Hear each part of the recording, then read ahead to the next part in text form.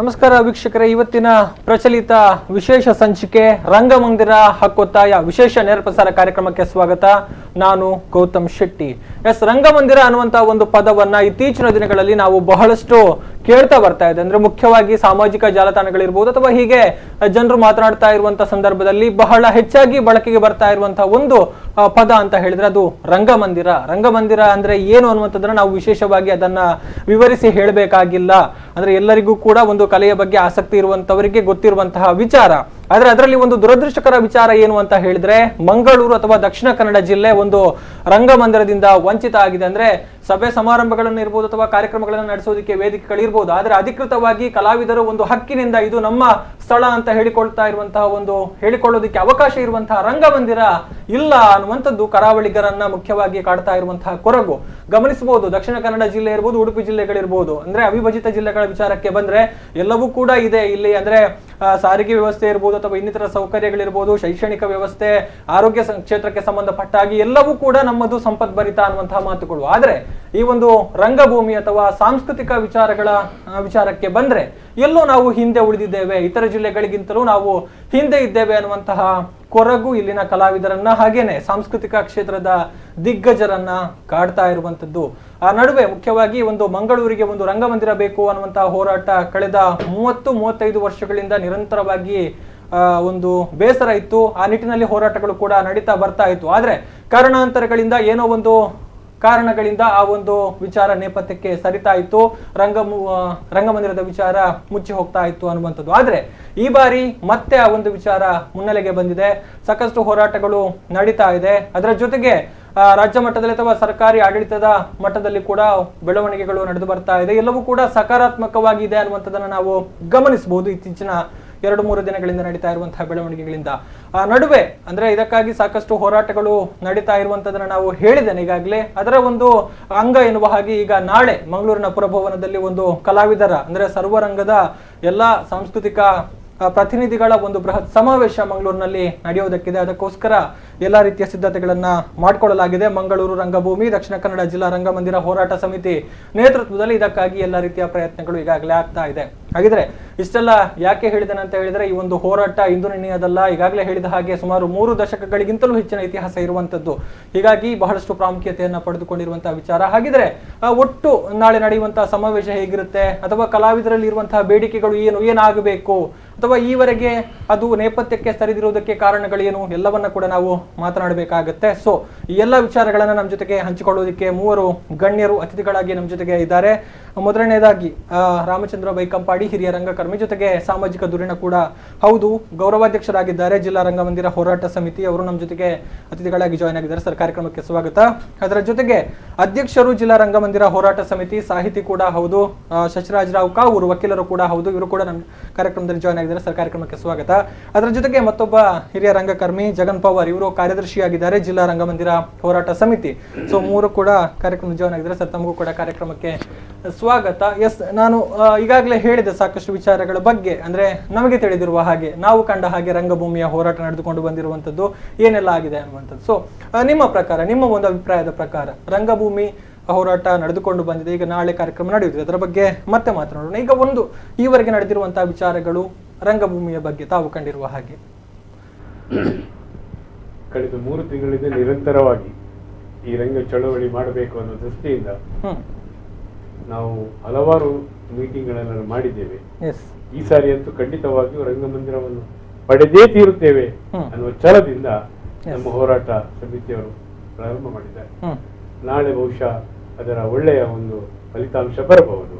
ಈ ನಿಟ್ಟಿನಲ್ಲಿ ನಮ್ಮ ಹೋರಾಟಕ್ಕೆ ಇಡೀ ದಕ್ಷಿಣ ಕನ್ನಡ ಜಿಲ್ಲೆಯ ಎಲ್ಲ ಕಲಾವಿದರು, ಆಸಕ್ತರು ಸಹಕರಿಸಬೇಕು ಅಂತ ವಿನಂತಿಸಕ್ಕಾಗಿ ನಾವು ಈ ವೇದಿಕೆಯನ್ನು ಬಯಸ್ತಾ ಇದ್ದೇವೆ. ಶಶಿರಾಜ್ ಕಾವೂರು ಅವರೇ, ತಮ್ಮ ಒಂದು ಫಸ್ಟ್ ಒಪಿನಿಯನ್ ಈ ಒಂದು ವಿಚಾರಕ್ಕೆ ಸಂಬಂಧಪಟ್ಟ ಹಾಗೆ, ರಂಗಮಂದಿರ ರಂಗಭೂಮಿ ಇದು ನಮ್ಮ ಹಿರಿಯರು ನಡೆಸಿಕೊಂಡು ಬಂದಂತಹ ಹೋರಾಟ. ನಿನ್ನೆ ಮೊನ್ನೆ ಹೋರಾಟ ಅಲ್ಲ ಇದು. ಯಾಕೆಂತ ಹೇಳಿದ್ರೆ ಯಾವುದೇ ಒಂದು ರಾಜಕೀಯ ಪಕ್ಷ ಆಗ್ಲಿ, ಯಾವುದೇ ಒಂದು ರಾಜಕೀಯ ವ್ಯಕ್ತಿಯ ವಿರುದ್ಧ ನಡೆಸುವಂತ ಹೋರಾಟ ಅಲ್ಲ ಇದು. ನಮ್ಮ ಹಿರಿಯರು ಕಳೆದ 35-40 ವರ್ಷಗಳಿಂದ ಈ ಹೋರಾಟವನ್ನು ಮಾಡ್ತಾ ಬರ್ತಾ ಇದ್ದಾರೆ. ಆದ್ರೆ ಬೇರೆ ಬೇರೆ ಸಂದರ್ಭದಲ್ಲಿ ಬೇರೆ ಬೇರೆ ಕಾರಣಗಳಿಗಾಗಿ ಆ ಹೋರಾಟದ ಕಾವು ಒಮ್ಮೊಮ್ಮೆ ಅದರ ಕಾವು ಕಮ್ಮಿ ಆಗ್ತದೆ, ಗ್ರಾಫ್ ಕೆಳಗೆ ಇಳಿತಾ ಇತ್ತು. ಅದು ಬೇರೆ ಬೇರೆ ಕಾರಣ ಇರ್ಬೋದು.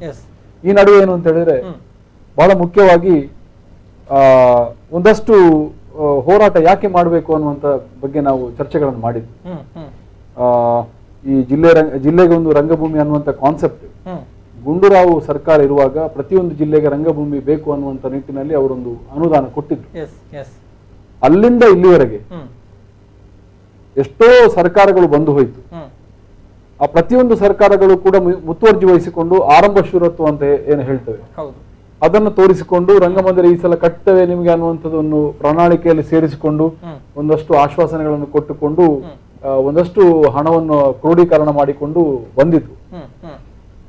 ಈ ನಡುವೆ ನಾನು ಒಂದು 7-8 ವರ್ಷ ಒಂದು 6 ವರ್ಷದ ಮುಂಚೆ ಮಾಹಿತಿ ಹಕ್ಕು ಅಧಿನಿಯಮದಲ್ಲಿ ನಾವು ಮಾಹಿತಿಯನ್ನು ತೆಗೆದಾಗ ನಮಗೆ ಬಹಳ ಆಶ್ಚರ್ಯ ಮತ್ತು ಒಂದು ಏನು ಹೇಳ್ತಾರೆ ಬಹಳ ಒಂದು ಖೇದಕರವಾದಂತಹ ಒಂದು ಸಂಗತಿಗಳು ತಿಳಿದು. ಅದರಲ್ಲಿ ಏನು ಅಂತ ಹೇಳಿದ್ರೆ ನಿಮ್ಗೆ ಗೊತ್ತಿರಬಹುದು ಐಸ್ ಎಕ್ಸಿಬಿಷನ್ ಅನ್ನುವಂತ ಒಂದು ಎಕ್ಸಿಬಿಷನ್ ಇತ್ತು, ಇಂಡಿಯನ್ ಕನ್ಸ್ಯೂಮರ್ ಎಕ್ಸಿಬಿಷನ್. ಅದು ಕರಾವಳಿ ಉತ್ಸವಕ್ಕಿಂತ ಮುಂಚೆ ಪ್ರಾರಂಭ ಆದದ್ದು. ಕರಾವಳಿ ಉತ್ಸವ ಮತ್ತೆ ಬಂದದ್ದು. ಅದನ್ನು ಐಸ್ ಎಕ್ಸಿಬಿಷನ್ ಅನ್ನ ಇವರು ಗವರ್ಮೆಂಟ್ ನವರು ಟೇಕ್ ಓವರ್ ಮಾಡಿ ಕರಾವಳಿ ಉತ್ಸವ ಅನ್ನುವಂಥದ್ದನ್ನು ಪ್ರಾರಂಭ ಮಾಡಿದ್ರು. ಪ್ರತಿಯೊಂದು ಕರಾವಳಿ ಉತ್ಸವ ಆಗುವಾಗ ಕರಾವಳಿ ಉತ್ಸವದ ಟಿಕೆಟ್ ನಲ್ಲಿ ಇಂತಿಷ್ಟು ಹಣವನ್ನು ಜಿಲ್ಲೆಯ ರಂಗಮಂದಿರಕ್ಕೆ ಅಂತೇಳಿ ಮೀಸಲಾಗಿತ್ತು. ಅದು ಭರತ್ಲಾಲ್ ಮೀನಾ ಇರ್ಬೋದು, ಬೇರೆ ಬೇರೆ ಡಿಸಿಗಳು ಅದರ ಬಗ್ಗೆ ಮುತುವರ್ಜಿ ವಹಿಸಿಕೊಂಡು ಅದನ್ನು ಮಾಡಿದ್ರು. ಸರ್ಕಾರಗಳು ಕೂಡ ಅದಕ್ಕೆ ಸಕಾರಾತ್ಮಕವಾಗಿ ಸ್ಪಂದನೆ ಮಾಡಿಕೊಂಡು ಒಂದಷ್ಟು ಅನುದಾನ ಕೊಟ್ಟಿದ್ರು. ವಿಜಯ ಬ್ಯಾಂಕ್ ಮತ್ತೆ ಕಾರ್ಪೊರೇಷನ್ ಬ್ಯಾಂಕ್ ನಲ್ಲಿ ಸುಮಾರು 3.5 ಕೋಟಿ ಹಣವನ್ನು ಅದಕ್ಕೋಸ್ಕರ ತೆಗೆದಿಟ್ಟಿದೆ. 4 ಕಡೆಯಲ್ಲಿ ಶಿಲಾನ್ಯಾಸ ಮಾಡಿದ್ದಾರೆ, ಶಂಕುಸ್ಥಾಪನೆ ಕಲ್ಲು ಹಾಕಿದ್ದಾರೆ. ಈ ಎಲ್ಲ ಮಾಹಿತಿಗಳು ನಮ್ಗೆ ಒಂದಷ್ಟು ವಿಚಾರಗಳು ನಮ್ಗೆ ಗೊತ್ತಾಯ್ತು. ಎಷ್ಟು ಕಡೆ ಶಂಕುಸ್ಥಾಪನೆ ಕಲ್ಲು ಹಾಕಿದ್ದೀರಿ ಅನ್ನುವಂತ ಮಾಹಿತಿಯನ್ನು ನಾವು ಕೇಳಿದ್ವಿ.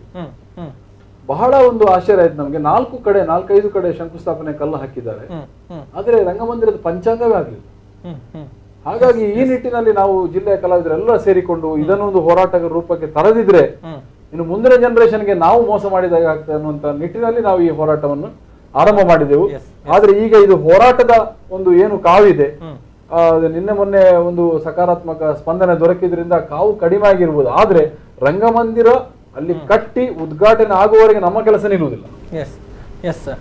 ಜಗನ್ ಪವಾರ್ ಅವರೇ, ತಾವು ಕಂಡ ಹಾಗೆ ಈ ಒಂದು ಹೋರಾಟ ಇದು ಎಲ್ಲವನ್ನು ಕೇಳಿ ಪಡಿಬೇಕಂತ ಇಲ್ಲ. ಕೆಲವೊಮ್ಮೆ ಇರುವಂತ ವ್ಯವಸ್ಥೆ ಆಡಳಿತ ಸಾಮಾನ್ಯರಿಗೆ, ಜನಸಾಮಾನ್ಯರಿಗೆ, ಅಲ್ಲಿ ಇರತಕ್ಕಂಥ ಜನರಿಗೆ ಉಪಯೋಗ ಆಗುವಂತ ಏನೆಲ್ಲ ಕೆಲಸ ಕಾರ್ಯಗಳು ಅದನ್ನು ಮುತುವರ್ಜಿ ವಹಿಸಿಕೊಂಡು ಮಾಡಬೇಕಾದ ಅಗತ್ಯ ಇದೆ. ಆ ನಿಟ್ಟಿನಲ್ಲಿ ಕೆಲವು ಆಡಳಿತಾತ್ಮಕ ತೊಂದರೆಗಳು ಇರ್ಬೋದು. ಅದಕ್ಕೆ ಈಗ ಜಿಲ್ಲೆಗೆ ಒಂದು ರಂಗಮಂದಿರ ಬೇಕಂದಾಗ ಅಲ್ಲಿ ಅದಕ್ಕೆ ಒಂದು ಬೇಕಾಗಿರುವಂತ ಅಗತ್ಯವಾಗಿರುವಂತ ಒಂದು ಸ್ಥಳ ಮತ್ತು ಆ ಸ್ಥಳ ಕೂಡ ಎಲ್ರಿಗೂ ಕೂಡ ರಂಗಮಂದಿರದ ಎಲ್ರಿಗೂ ಕೂಡ ಅನುಕೂಲ ಆಗುವ ರೀತಿಯಲ್ಲಿ ಮತ್ತು ಒಂದಷ್ಟು ವಿಶಾಲ ಮುಂದಿನ ಒಂದು ಪೀಳಿಗೆಗೆ ಆಗುವಷ್ಟು ಮಟ್ಟದಲ್ಲಿ ವಿಶಾಲವಾದ ರಂಗಮಂದಿರ ಹೊಂದಿಕೊಳ್ಳಬೇಕಾದ ನೆಲೆಯಲ್ಲಿ ಕಟ್ಟುವಂತ ಆಗ್ಬೇಕೆಂಬುದನ್ನು ಹಿಂದೆ ಇದ್ದಿರ್ಬೋದು. ಅದನ್ನು ನಾವು ಪಡ್ಕೊಳ್ಳಿಕ್ಕೆ ನಾವೀಗ ಕೇಳಿಯೇ ಪಡ್ಕೊಳ್ಬೇಕಂತ ನೆಲೆ ಇದ್ರೆ ಒಂದು ಹೋರಾಟದ ಕಾವು ಹತ್ತೋದು ನಿಜ ಇರ್ಬೇಕಾದ್ರು ಕೂಡ. ಆ ನಿಟ್ಟಿನಲ್ಲಿ ಹಿಂದಿನ ಯಾಕೆ ಆಗ್ಲಿಲ್ಲ ಎಂಬ ವಿಷಯಗಳನ್ನೆಲ್ಲ ಮರೆತು ನಾವು ಈಗ ಇರುವಂತ ಸದ್ಯದ ಸ್ಥಿತಿಯಲ್ಲಿ ನಾವು ಪಡೆಯುವಂತ ಹೆಜ್ಜೆಯನ್ನು ಮುಂದಿರಿಸಿದ್ದೇವೆ ಅಷ್ಟೇ.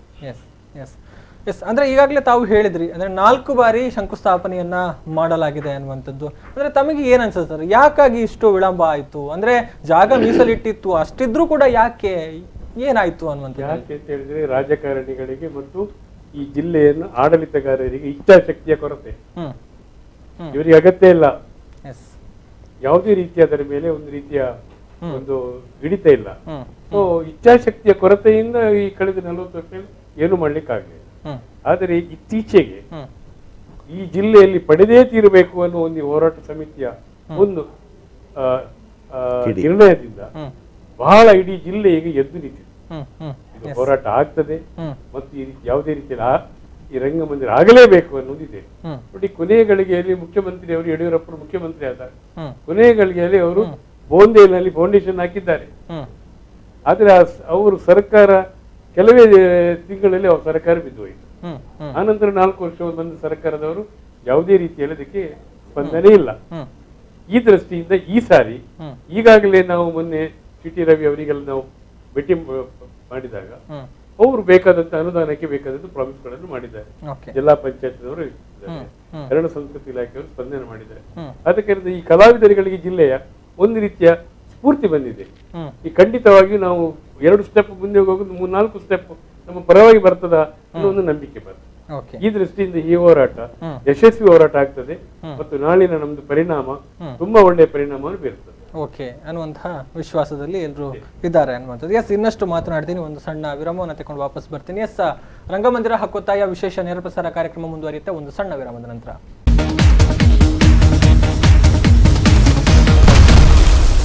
ರಂಗಮಂದಿರ ಹಕ್ಕೊತ್ತಾಯ ವಿಶೇಷ ನೇರ ಪ್ರಸಾರ ಕಾರ್ಯಕ್ರಮಕ್ಕೆ ಮತ್ತೊಮ್ಮೆ ಸ್ವಾಗತ ವೀಕ್ಷಕರೇ. ಎಸ್, ನಾವು ಮಾತನಾಡ್ತಾ ಇದ್ವಿ ರಂಗಮಂದಿರಕ್ಕಾಗಿ ನಡೀತಾ ಇರುವಂತಹ ಹೋರಾಟ ಜೊತೆಗೆ ಆಗಿರುವಂತಹ ಬೆಳವಣಿಗೆಗಳ ಬಗ್ಗೆ ನಾವು ಮಾಹಿತಿಯನ್ನ ಪಡೆದುಕೊಳ್ತಾ ಇದ್ವಿ. ಎಸ್, ಮತ್ತೊಮ್ಮೆ ಅತಿಥಿಗಳನ್ನ ಸ್ವಾಗತ ಮಾಡ್ತಾ ಇದ್ದೇನೆ. ಮಾತನಾಡುವ ಮುಂಚೆ ಈಗ ಒಬ್ರು ಕಾಲರ್ ರೆಡಿ ಇದ್ದಾರೆ. ಹಲೋ, ನಮಸ್ಕಾರ. ನಮಸ್ತೆ ಸರ್, ತಮ್ಮ ಹೆಸರು ಮತ್ತೆ ಎಲ್ಲಿಂದ ಕರೆಯನ್ನ ಮಾಡ್ತಾ ಇದ್ದೀರಿ ಅನ್ನುವಂಥದ್ದು? ಎಸ್, ಹೇಳಿ ಸರ್. ಹೇಳಿ ಸರ್, ಹೇಳಿ. ಈ ಒಂದು ರಂಗಮಂದಿರಕ್ಕಾಗಿ ಈಗ ಹೋರಾಟ ನಡೀತಾ ಇದೆ, ತಮ್ಮ ಅನಿಸಿಕೆ? ಹೋರಾಟ ಮಲ್ಪನೆ ಡಕ್ಕುಲು ತುಳು ಭಾಷೆ ಎನ್ಮನೆ ಪರಿಚಯದ ಅಧಿಕೃತ ಭಾಷೆ ಮಲ್ತೇರ್ಲ ಐತೊಟ್ಟಿಗೆ ರಂಗಮಂದಿರಲ್ಲ ಆವು ಖಾಲಿ ರಂಗಮಂದಿರಗೆ ಹೋರಾಟ ಮಲ್ತಲ್ಲ ಯಾರಂದು ಫಸ್ಟ್ ತುಳು ಎನ್ಮನೆ ಪರಿಚಯದ ಅಂಚೆನೆ ಆ ತುಳು ಅಧಿಕೃತ ಭಾಷೆದ ಬಗ್ಗೆ ಹೋರಾಟ ಮಲ್ಪಡು ಐತೊಟ್ಟಿಗೆ ರಂಗಮಂದಿರ ಖಂಡಿತವಾದಲ್ಲ ದಯಪಂಡಾಗ ತುಳು ಎನ್ಮನೆ ಪರಿಚಯದ ಸೇರ್ನಾಗ ಐಕೋ ಫಂಡ್ ಬಿಡುಗಡೆ ಆಪುಂಡು ಕೇಂದ್ರ ಸರ್ಕಾರ ಅಂಚಾದಿಪ್ಪನಾಗ ಈ ರಂಗಮಂದಿರ ಐತೊಟ್ಟಿಗೆ ನಾಪುಂಡು ಫಸ್ಟ್ ಹೋರಾಟ ಮಾಡ್ತಾರೆ ಎಣ್ಣೆ. ಧನ್ಯವಾದಗಳು ನವೀನ್ ಅವರೇ ಕರೆಯನ್ನ ಮಾಡಿದ್ದಕ್ಕಾಗಿ, ಹಾಗೇನೆ ತಮ್ಮ ಅಭಿಪ್ರಾಯಗಳನ್ನ ಹಂಚಿಕೊಂಡದಕ್ಕಾಗಿ. ಅಂದ್ರೆ ಅವರು ಹೇಳ್ತಾ ಇರುವಂತಹ ಮಾತು ರಂಗಮಂದಿರದ ಜೊತೆಗೆ ತುಳು ಭಾಷೆಯ ಬಗ್ಗೆ ಕೂಡ ಹೋರಾಟಗಳು ಆಗಬೇಕು ಅನ್ನುವಂಥದ್ದು. ಎಸ್, ಅದಕ್ಕೊಂದು ಪೂರಕವಾಗಿ. ಎಸ್ ಎಸ್ ನವೀನ ನಮಸ್ಕಾರ. ಇದು ಎಡ್ಡೆ ಪ್ರಶ್ನೆ ಕೇಂದ್ರಿ ಮೂಲ ಮಂಜುನಾಥನ ಬಂದಾಗ ತುಳು ಭಾಷೆ ಹೆಣ್ಮನೆ ಪರಿಚಯದ ಸೇರಿನ ವಿಷಯ ಈ ರಂಗಮಂದಿರದ ಒಟ್ಟಿಗೆ ಮಿಕ್ಸ್ ಮಾಡಿ ಬರಬಲ್ಲಿ ರಂಗಮಂದಿರ ನಮಗೆ ಸ್ಟೇಟ್ ಗೌರ್ಮೆಂಟ್ ಕೊರ್ಪುನ ತುಳು ಭಾಷೆ ಹೆಣ್ಮನೆ ಪರಿಚಯದಾಗ ಸೇರೋಡು ನಾವು ಸೆಂಟ್ರಲ್ ಗೌರ್ಮೆಂಟ್ ಪಾಸ್ ಆಗುದು ಅದಕ್ಕೆ ಬೇತನೆ ಪ್ರೊಸೀಜರ್ ಉಂಡು. ಒಂಜಿ ಭಾಷೆ ಒಂಜಿ ಪರಿಚಯದಾಗ ಸೇರೋಡುಂದಾಂಡ ಸಂವಿಧಾನ ಸೇರೋಡುಂದಾಂಡ ಅದಕ್ಕೆ ಒಂಜಿ ಆತು ಪ್ರೊಸೀಜರ್ ಉಂಡು. ಭಾರಿ ಮುಖ್ಯವಾದ ತುಳು ಟು ಅಕಾಡೆಮಿಕ್ ಆದ ವರ್ಕ್ ಆಗುದು. ಒಂಜಾತು ಪುಸ್ತಕಗಳು ಬೇತೆ ಬೇತೆ ಭಾಷೆಗೆ ಟ್ರಾನ್ಸ್ಲೇಟ್ ಆಗುದು, ಬೇತೆ ಬೇತೆ ಭಾಷೆದ ಪುಸ್ತಕಗಳು ನಮ್ಮ ತುಳುಕು ಟ್ರಾನ್ಸ್ಲೇಟ್ ಆಗುದು. ಅಕಾಡೆಮಿಕ್ ಬೇಲೆ ಆಗುದು ಐಕ್ ಬೇಲೆ ಮಲ್ಪರೆ ಬೇತೇನೆ ಒಂಜಿ ಒಂದುಂಡು ತುಳು ಅಕಾಡೆಮಿ ಉಂಡು ಇತ್ತ ಪುಸ್ತಕ ಅಕಾಡೆಮಿ ಬತ್ತಿನ ಇಡ್ಡ ಬೇಲೆ ಮಲ್ಪಂದು ಅಕ್ಲೆಗೆ ಅವು ಜವಾಬ್ದಾರಿ ಉಂಡು. ರಂಗಮಂದಿರ ವನ್ನಗ ಒಂದು 40 ವರ್ಷದಿಂಚ ಎಂಕ್ಲು ವಂಚಿತ ಆಯ್ನಕ್ಕೆ ಎಂಕ್ಲು ಹೋರಾಟ ಮಲ್ಪುನತ್ತಂದ್ರೆ ಒಂದು ಸ್ಟೇಟ್ ಗೌರ್ಮೆಂಟ್ ಬೇಲೆ ಆಯ್ನಡ್ದಾರ ಅವು ರಡ್ಡನ್ ಮಿಕ್ಸ್ ಮಲ್ಪರೆ ಬಂಗಾರ. ಅಂದ್ರೆ ಬಹುಶಃ ಈ ಒಂದು ವಿಚಾರ ಅಂದ್ರೆ ರಂಗಮಂದಿರ ಈಗಾಗಲೇ ಸರ್ಕಾರದಿಂದ ಆಗಿದೆ, ಎಲ್ಲವೂ ಕೂಡ ಸ್ಥಳವನ್ನ ಕೂಡ ಗುರುತಿಸಿದ್ದಾರೆ. ಇಲ್ಲಿ ಇರುವಂತಹ ಸಮಸ್ಯೆ ಇಚ್ಛಾಶಕ್ತಿಯ ಕೊರತೆ ಅನ್ನುವಂಥದ್ದು. ಅಂದ್ರೆ ಈಗ ಜನಸಾಮಾನ್ಯರಲ್ಲಿ ಇರುವಂತಹ ಒಂದು ಮಾತು, ಪದೇ ಪದೇ ಈ ರೀತಿ ಹೋರಾಟಗಳು ನಡ್ಕೊಂಡು ಬಂದಿದೆ, ಎಲ್ಲವೂ ಕೂಡ ಆಗಿದೆ, ಅಷ್ಟಿದ್ರೂ ಕೂಡ ಯಾವುದೇ ರೀತಿಯ ಫಲಶ್ರುತಿಗಳು ಈ ಹಿಂದೆ ಕಾಣಲಿಲ್ಲ. ಅಂದ್ರೆ ಈ ಬಾರಿ ಆದ್ರೂ ಆಗುತ್ತಾ ಅನ್ನುವಂತ ಒಂದು ಭಾವನೆ ಜನರಲ್ಲಿ ಇರುವಂತದ್ದು. ಏನ್ ಹೇಳ್ತೀರಿ ಸರ್ ಈ ಬಗ್ಗೆ? ನಾವು ಇವಾಗಲೇ ನಿರ್ಣಯಕ್ಕೆ ಬಂದಿದ್ದೇವೆ. ಎಸ್, ಈ ಹೋರಾಟ ನಿರಂತರ ಹೋರಾಟ. ನಾಳಿನ ಈ ಸಮಾವೇಶ ಹಕ್ಕೊತ್ತಾಯ ಸಮಾವೇಶ ಆಗ್ತದೆ. ನಾಡ್ದು ಮಾರ್ಚ್ 10 ತಾರೀಕಿನ ಒಳಗೆ ನಾವು ಕಾಯ್ತೇವೆ. ಶಿಲಾನ್ಯಾಸ ಮಾಡ್ತಾರ ಇಲ್ಲ, ಶಿಲಾನ್ಯಾಸ ಮಾಡಿದ್ರೆ ಉಗ್ರವಾದ ಹೋರಾಟವನ್ನು ಈ ಜಿಲ್ಲೆಯಲ್ಲಿ ನಾವು ಮಾಡ್ತೇವೆ ಅಂತ ನಿರ್ಣಯ ಮಾಡಿ. ಸರ್ ಹೇಳಿದಕ್ಕೆ ಪೂರಕವಾಗಿ ಇಲ್ಲಿನ ತುಂಬಾ ಜನ ಕಲಾವಿದರಿಗೆ, ಪ್ರಾಯಶಃ ದಕ್ಷಿಣ ಕನ್ನಡ ಜಿಲ್ಲೆಯ ತುಂಬಾ ಜನರಿಗೆ, ಮೆಜಾರಿಟಿ ಅವರಿಗೆ ಯಾರಿಗೂ ಇದು ರಂಗಮಂದಿರದ ವಿಷಯ ಗೊತ್ತಿರಲಿಲ್ಲ. ಏನಿದು ರಂಗಮಂದಿರ ಅಂತೇಳಿ. ಜಿಲ್ಲೆಗೊಂದು ರಂಗಮಂದಿರದ ಅನುದಾನ 40 ವರ್ಷದ ಮುಂಚೆ ಆಗಿದೆ, ಇನ್ನೂ ಕೂಡ ರಂಗಮಂದಿರ ಆಗ್ಲಿಲ್ಲ ಅನ್ನುವಂತ ವಿಷಯವೇ ಬಹಳಷ್ಟು ಸೆನ್ಸಿಟಿವಿಟಿ ಕ್ರಿಯೇಟ್ ಮಾಡಿತ್ತು. ತುಂಬಾ ಕಲಾವಿದರು ನನ್ನ ಹತ್ರ ಪರ್ಸನಲ್ ಆಗಿ ಮತ್ತೆ ನಮ್ಮ ಒಂದಷ್ಟು ವಾಟ್ಸ್ಆಪ್ ಗ್ರೂಪ್ಗಳಲ್ಲಿ, ಫೇಸ್ಬುಕ್ ಗಳಲ್ಲಿ ತುಂಬಾ ಜನ ಕೇಳಿದ್ರು, ಹೌದಾ ಈ ಒಂದು ವಿಷಯ ಉಂಟಾ, ಇದು ನಿಜವೇ, ಇದು 40 ವರ್ಷ ಮುಂಚೆ ಆದದ್ದು ಹೌದಾ, ಇಷ್ಟು ವರ್ಷ ಯಾಕೆ ಮಾಡ್ಲಿಲ್ಲ, ಯಾರು ಮಾಡದೇ ಇರಲಿಕ್ಕೆ ಕಾರಣ ಅನ್ನುವಂಥದ್ದು ಪ್ರಶ್ನೆ ಉದ್ಭವ ಆಯ್ತು. ಹಾಗಾಗಿ ಈ ಮಾಹಿತಿಯ ಕೊರತೆ ಇತ್ತು.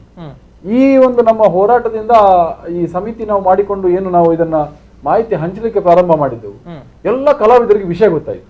ಹಾಗಾಗಿ ನಾವು ಎಣಿಸಿದಕ್ಕಿಂತ ದುಪ್ಪಟ್ಟು ಜನ ನಮ್ಮೊಟ್ಟಿಗೆ ಸೇರಿದ್ದಾರೆ. ಬಹಳ ಒಂದು ಸಂತೋಷದ ವಿಷಯ ಏನು ಅಂತ ಹೇಳಿದ್ರೆ, ನಮ್ಮ ವಿಧಾನಸಭೆಯ ಮಂಗಳೂರಿನ ವಿಧಾನಸಭೆಯ ಪ್ರತಿನಿಧಿ ಯಾರಿದ್ದಾರೆ, ನಮ್ಮ ಶಾಸಕರು ಶ್ರೀ ವೇದವಾಸ್ ಕಾಮತ್ ಅವರು, ಬಹಳಷ್ಟು ಪೂರಕವಾಗಿ ನಮಗೆ ಸ್ಪಂದನೆ ನೀಡಿದ್ದಾರೆ. ಓಕೆ ನಾವು ಯಾವಾಗೆಲ್ಲ ಅವರನ್ನು ಅಪ್ರೋಚ್ ಮಾಡಿದ್ದೇವೆ, ಇಲ್ಲ ನಮ್ಮ ಗವರ್ಮೆಂಟಿಗೆ ಬಂದು ನಾನು ಅಧಿಕಾರ ವಹಿಸಿಕೊಂಡು ಒಂದೂವರೆ ವರ್ಷ 1.25 ವರ್ಷ ಆಗಿದೆ, ನನಗೆ ಈ ವಿಷಯದ ಬಗ್ಗೆ ಎಲ್ಲ ಗೊತ್ತಿದೆ.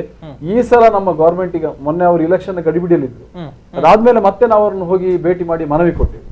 ಅವರು ಕಡಾಖಂಡಿತವಾಗಿ ಹೇಳಿದರೆ ರಂಗಮಂದಿರ ನಾವು ಮಾಡಿಯೇ ತೀರ್ತೇವೆ, ನಿಮ್ಮ ಹೋರಾಟ ಸಮಿತಿಯೊಟ್ಟಿಗೆ ನಾನು ಇದ್ದೇನೆ, ಹಾಗಾಗಿ ನೀವು ಹೋರಾಟದ ದೊಡ್ಡ ಕಾವು ಮಾಡಬೇಕು ಅನ್ನೋ ಅವಶ್ಯಕತೆ ಇಲ್ಲ. ಅದಕ್ಕೋಸ್ಕರ ನಾವು ಅದನ್ನ ಹೋರಾಟದ ಇದನ್ನ ಸ್ವಲ್ಪ ಚೇಂಜ್ ಮಾಡಿಕೊಂಡು ನಾವು ಸಮಾವೇಶ ಅಂತ ಹೇಳಿ ಮಾಡಿಕೊಂಡಿದ್ದೇವೆ, ಕಲಾವಿದರ ಸಮಾವೇಶ ಅಂತ ಮಾಡಿಕೊಂಡಿದ್ದೇವೆ. ನಮ್ಮ ಶಾಸಕರಾಗಲಿ ನಮ್ಮ ಉಳಿದ ಶಾಸಕರು ಇವನು ಉಮಾನಾಥ್ ಕೋಟೆನವರು ನಮಗೆ ತುಂಬಾ ಬೆಂಬಲ ಕೊಟ್ಟಿದ್ದಾರೆ. ಭರತ್ ಶೆಟ್ಟಿ ಅವರನ್ನು ಕೂಡ ನಾವು ಸಂಪರ್ಕ ಮಾಡಿದ್ದೇವೆ, ಅವರು ಕೂಡ ನಮಗೆ ತುಂಬಾ ಬೆಂಬಲ ಕೊಟ್ಟಿದ್ದಾರೆ. ನಮ್ಮ ಉಸ್ತುವಾರಿ ಸಚಿವರು ಕೂಡ ನಮಗೆ ಪೂರಕವಾಗಿ ಸ್ಪಂದನೆ ನೀಡಿದ್ದಾರೆ. ಸಿ.ಟಿ. ರವಿ ಅವರು ಕೊಟ್ಟಿದ್ದಾರೆ. ಈಗ ನಮ್ಗೆ ಏನು ಅಂತ ಹೇಳಿದ್ರೆ, ನಾವು ಯಾವುದೇ ಒಂದು ರಾಜಕೀಯ ಪಕ್ಷದ ವಿರುದ್ಧ ಹೋರಾಟ ಮಾಡುವುದಲ್ಲ, ನಾನು ಮತ್ತೆ ನಾನು ಹೇಳಿದ್ದೇನೆ. ಹಾಗಾಗಿ ನಮ್ಗೆ ಎಲ್ಲ ರಾಜಕೀಯ ಪಕ್ಷದವರು ಅವರು ನಮ್ಗೆ ಸಪೋರ್ಟ್ ಮಾಡಿದ್ದಾರೆ. ಈ ಸಲ ನಿಮ್ಗೆ ರಂಗಮಂದಿರ ನಾವು ಜಿಲ್ಲೆಗೆ ಕೊಡ್ತೇವೆ ಅನ್ನುವಂತ ಆಶ್ವಾಸನೆಯನ್ನು ಕೊಟ್ಟಿದ್ದಾರೆ. ಹಾಗಾಗಿ ಅದು ನಮ್ಮ ಇಡೀ ಜಿಲ್ಲೆಯ ಕಲಾವಿದರಿಗೆ ಒಂದು ದೊಡ್ಡ ಒಂದು ಸಂತೋಷದ ವಿಷಯ. ಅಂದ್ರೆ ಬಹುಶಃ ಇಲ್ಲಿ ಕಾರಣ ಆಗಿರುವಂತದ್ದು ಅಧಿಕಾರಿಗಳ ಇಚ್ಛಾಶಕ್ತಿಯ ಕೊರತೆ. ಬಹುಶಃ ತಾವು ಮಾಹಿತಿ ಹಕ್ಕಿನಡಿ ಮಾಹಿತಿಯನ್ನ ಪಡೆದುಕೊಂಡಾಗ್ಲೂ ಅದೇ ವಿಚಾರ ತಮಗೆ ಬಂದಿದೆ ಅನ್ನುವಂಥದ್ದನ್ನ ನಾವಿಲ್ಲಿ ಹೇಳ್ಬಹುದಾಗಿದೆ. ಅಂದ್ರೆ ಒಂದು ಪ್ರಶ್ನೆ ಅಂದ್ರೆ, ಈ ರೀತಿಯ ವ್ಯವಸ್ಥೆಗಳಾಗತ್ತೆ, ಉದಾಹರಣೆಗೆ ಈಗ ಪುರಭವನ ಇರ್ಬೋದು, ಅದೇ ರೀತಿಯ ಕೇವಲ ಒಂದು ಕಟ್ಟಡಗಳಾಗಿ ಬಿಡ್ತಾವ ಅದು ಅನ್ನುವಂತಹ ಒಂದು ಭಾವನೆಗಳು ಕೂಡ ಇದೆ. ಅಂದ್ರೆ ಅದು ಕಲಾವಿದರಿಗೆ ಬೇಕಾದ ಹಾಗೆ ಆಗುತ್ತಾ, ನಮಗೆ ಬೇಕಾದ ಹಾಗೆ ಹೇಗೆ ಬೇಕು, ಅಥವಾ ಅದರಿಂದಲೂ ಕೂಡ ಯಾವುದೇ ರೀತಿಯ ಉಪಯೋಗ ಇಲ್ಲದ ಹಾಗೆ ಆಗ್ತದ ಅನ್ನುವಂಥದ್ದು, ಅದರ ಬಗ್ಗೆ ಏನು ಹೇಳ್ತೀರಿ ಸರ್? ಅದು ನೀವು ಹೇಳಿರೋದು ಒಳ್ಳೆ ಪ್ರಶ್ನೆ ಕೇಳಿರೋದು. ಒಂದು ಯಾವುದೇ ಒಂದು ಕಟ್ಟಡವನ್ನು ಕಟ್ಟುವಾಗಲೂ ರಂಗಮಂದಿರ ಅಂತ ಇರಲಿ, ಯಾವುದೇ ಕಟ್ಟಡ ಇರಲಿ, ಸುಮ್ಮನೆ ಇರಲಿ ನಾಮಕಾವಸ್ಥೆ ಅಂತ ಹೇಳಿ ಮಾಡೋಕೆ ಸಾಧ್ಯ ಇಲ್ಲ. ಬಹಳಷ್ಟು ಮುಂದಿನ ಒಂದು ದೂರದೃಷ್ಟಿ ಇಟ್ಕೊಂಡೆ ಮಾಡಬೇಕಾಗುತ್ತೆ. ಅದನ್ನು ತುಂಬಾ ಯೋಜನಾಬದ್ಧವಾಗಿ ಮಾಡಬೇಕಾಗುತ್ತೆ. ಈಗಾಗಲೇ ಅದರ ಹಿಂದೆ ಸಾಕಷ್ಟು ಕೆಲಸ ಆಗಿದೆ ಕೂಡ. ಆಮೇಲೆ ಅಲ್ಲಿರುವಂತ ಜಾಗ ಕೂಡ ಅದು ಇಂಥ ಇಲಾಖೆಗೆ ಸೇರಲ್ಪಟ್ಟಿದೆ ಎಂಬ ಕೂಡ ಮಾಹಿತಿ. ಆಮೇಲೆ ಅದಕ್ಕೆ ಸರಿಯಾದ ದಾಖಲೆಗಳು ಇದೆಯೇ ಅಂತ, ಅಂದ್ರೆ ಕೆಲವೊಮ್ಮೆ ಅವರು ನುಣುಚಿಕೊಳ್ಳುವ ಸಾಧ್ಯತೆಗಳು ಇರಬಹುದು ಅಂತ ಹೇಳಿ, ಹಾಗೇನಿಲ್ಲ. ಈಗ ದಾಖಲೆಗಳಂತೂ ಸಿಕ್ಕಿದೆ. ಆಮೇಲೆ ಮುಂದೆ ಒಂದು ಕಟ್ಟಡ ನಿರ್ಮಾಣ ಆದ್ಮೇಲೆ ರಂಗಮಂದಿರ ಅದು ಖಾಲಿ ಪಾಳು ಬಿದ್ದ ರೀತಿಯಲ್ಲಿ ಇರ್ಲಿಕ್ಕೆ ಸಾಧ್ಯತೆ ಅಂತ ಹೇಳುವಂತ ಮಾತುಗಳು ಬರ್ಬೋದು. ಆದ್ರೆ ಅಲ್ಲಿರೋದು ಹೇಗೆ ಅಧಿಕಾರಿಗಳು ಅಥವಾ ವ್ಯವಸ್ಥೆಯನ್ನು ಅದನ್ನು ಮಾಡ್ಲಿಕ್ಕೆ ಹೊರಟಾಗಲು ತೊಂದರೆ ಆಗಿರೋದು ಅಥವಾ ಅವರಿಗೆ ಇಚ್ಛಾಶಕ್ತಿ ಇಲ್ಲದಿರೋದು, ಮುಂದೆ ಕಲಾವಿದರಾಗಿ ನಮಗೂ ಕೂಡ ಅಷ್ಟೇ ಜವಾಬ್ದಾರಿ ಇದೆ. ನಾವು ಕಲಾವಿದರಾಗಿ ಅದನ್ನು ಬಳಸ್ಕೊಳ್ಳೋದು ಮುಂದಿನ ಹಂತದಲ್ಲಿ, ಅದರಲ್ಲಿ ನಾವು ಸಾಕಷ್ಟು ಕಾರ್ಯಕ್ರಮಗಳ ಮೂಲಕ ನಿರಂತರವಾಗಿ ನಡೆಯುವ ಒಂದು ಚಟುವಟಿಕೆ ಇರುವಂತ ಕೇಂದ್ರವಾಗಿರುವಂಥದ್ದು. ಮತ್ತು ಅಲ್ಲಿ ಎಲ್ಲರೂ ಕೂಡ ಒಂದು ಸಾಂಸ್ಕೃತಿಕವಾಗಿ ಮುಂದುವರೆದ್ರೆ ಮಾತ್ರ ಜಿಲ್ಲೆ ಅಭಿವೃದ್ಧಿಯನ್ನು ಗುರುತಿಸಿ ಸಾಧ್ಯ ಆಗುವುದು ಅಂತ ಹೇಳ್ತಾರೆ. ಸಾಂಸ್ಕೃತಿಕವಾಗಿ ಅಂದ್ರೆ ಅದು ಪ್ರಚಾರವಾಗಿ ಒಂದು ನೆಲೆಯಲ್ಲಿ ಎಲ್ರಿಗೂ ಗೊತ್ತಾಗುವಂತ. ಆ ನಿಟ್ಟಿನಲ್ಲಿ ಆ ಕಟ್ಟಡ ಅದು ಕಲಾವಿದರಿಗೆ ಪ್ರತಿ ರೀತಿಯಲ್ಲಿ ಅಂದ್ರೆ ಅಲ್ಲಿ ವ್ಯವಸ್ಥಿತವಾಗಿ ಕೇವಲ ನಾಟಕ, ಸಂಗೀತ, ನೃತ್ಯ, ಕಾರ್ಯಕ್ರಮಗಳು ಮಾತ್ರ ಅಲ್ಲ, ಅಲ್ಲಿ ಒಂದಷ್ಟು ತರಬೇತಿ ಒಂದು ಕಾರ್ಯಕ್ರಮ ಆಗೋ ಹಾಗೆ, ಒಂದಷ್ಟು ಇದಕ್ಕೆ ರಂಗಕ್ಕೆ ಸಂಬಂಧಪಟ್ಟ ಹಾಗಿರುವಂತಹ ಕಾರ್ಯಾಗಾರಗಳು ನಡೆಸಿಕೊಡುವ ಹಾಗೆ, ಅದೇ ರೀತಿ ಎಲ್ಲಾ ರೀತಿಯ ಸವಲತ್ತುಗಳು, ಅಲ್ಲಿ ಉಳ್ಕೊಳ್ಳುವ ವ್ಯವಸ್ಥೆ ಕೂಡ, ಇಂಥ ರೀತಿ ಎಲ್ಲ ಯೋಜನೆಗಳಿಗೆ ನಾವೀಗ ಮಂಗಳೂರು ರಂಗಭೂಮಿಯಲ್ಲಿರ್ತಕ್ಕಂಥ ನಮ್ಮನ್ನು ಸೇರಿಸ್ಕೊಂಡು, ಅಂದ್ರೆ ನಾವಂತಲ್ಲ, ಇಲ್ಲಿಯ ಪ್ರವೃತ್ತಿಗಳನ್ನು ಅಥವಾ ರಂಗ ಅಧ್ವರಿಗಳನ್ನು ಸೇರಿಸ್ಕೊಂಡು ಒಟ್ಟಿಗೆ ಜೊತೆಯಲ್ಲಿ ಆಡಳಿತ ಮತ್ತು ಈ ರಂಗ ಕಲಾವಿದರ ಜೊತೆಯಾಗಿ ಸೇರ್ಕೊಂಡಾಗ ಆ ಕಟ್ಟಡ ಬರೀ ಕಟ್ಟಡ ಆಗಿ ಉಳಿಯೋಕೆ ಸಾಧ್ಯ ಇಲ್ಲ. ಒಂದು ನಿಜವಾಗ್ಲೂ ಅರ್ಥವನ್ನು ಹೇಳಬಲ್ಲ, ಮುಂದಿನ ದಿನಗಳಲ್ಲಿ ದೊಡ್ಡ ಚಟುವಟಿಕೆ ಕೇಂದ್ರವನ್ನು ಮಾಡಬಲ್ಲ ಕಟ್ಟಡವಾಗ್ತದಂತ ನಮ್ಮ ನಂಬಿಕೆ. ಸಾಂಸ್ಕೃತಿಕ ಕೇಂದ್ರ ಸ್ಮಾರ್ಟ್ ಸಿಟಿ ಮಂಗಳೂರಲ್ಲಿ ಆಗ್ಬೇಕು ಅಂತ ಹೇಳ್ತಾರೆ. ಆದ್ರೆ ಇಲ್ಲಿ ಆಡಳಿತದವರು ಸ್ಮಾರ್ಟ್ ಸಿಟಿಯ ನಿಜವಾದ ರೆಕಗ್ನಿಷನ್ ಬರುವುದು ಆ ನಗರದಲ್ಲಿರತಕ್ಕಂಥ ಸಾಂಸ್ಕೃತಿಕ ಚಟುವಟಿಕೆಯನ್ನು ನಂಬಿಕೊಂಡಿರ್ತದೆ. ಈಗ ಯುರೋಪಿನಲ್ಲೆಲ್ಲ ಶೇಕ್ಸ್ಪಿಯರ್ ನಾಟಕಗಳು ನಿರಂತರವಾಗಿ ನಡೆಯುತ್ತದೆ. ಹಾಗೆ ಇಲ್ಲಿ ಕೂಡ ಇಲ್ಲಿಯವರೆಗೆ ಸಾಂಸ್ಕೃತಿಕವಾಗಿ ಒಂದು ರಂಗಮಂದಿರ ಆಗ್ಲೇಬೇಕು ಅಂತ ಸ್ಮಾರ್ಟ್ ಸಿಟಿಯಲ್ಲಿ ವಿಶೇಷವಾಗಿ ಉಲ್ಲೇಖ ಇಲ್ಲ.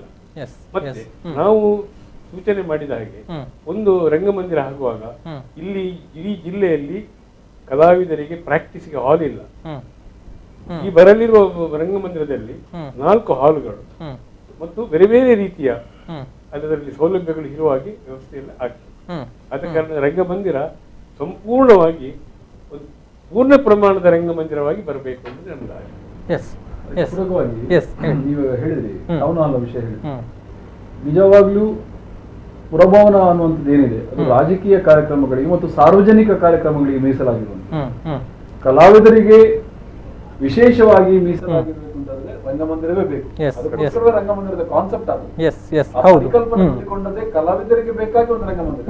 ಅದು ಕೇವಲ ನಾಟಕದವರಿಗೆ ಅಂತೇಳಿ ಅಲ್ಲ, ಯಕ್ಷಗಾನದವರಿಗೆ, ಸಾಂಸ್ಕೃತಿಕ ಚಟುವಟಿಕೆಗಳು, ಭರತನಾಟ್ಯ, ಯಾವುದೇ ರೀತಿಯ ಸಾಂಸ್ಕೃತಿಕ ಪ್ರಕಾರಗಳಿಗೆ ಮೀಸಲಾಗಿರುವಂತಹ ಒಂದು ಜಾಗ.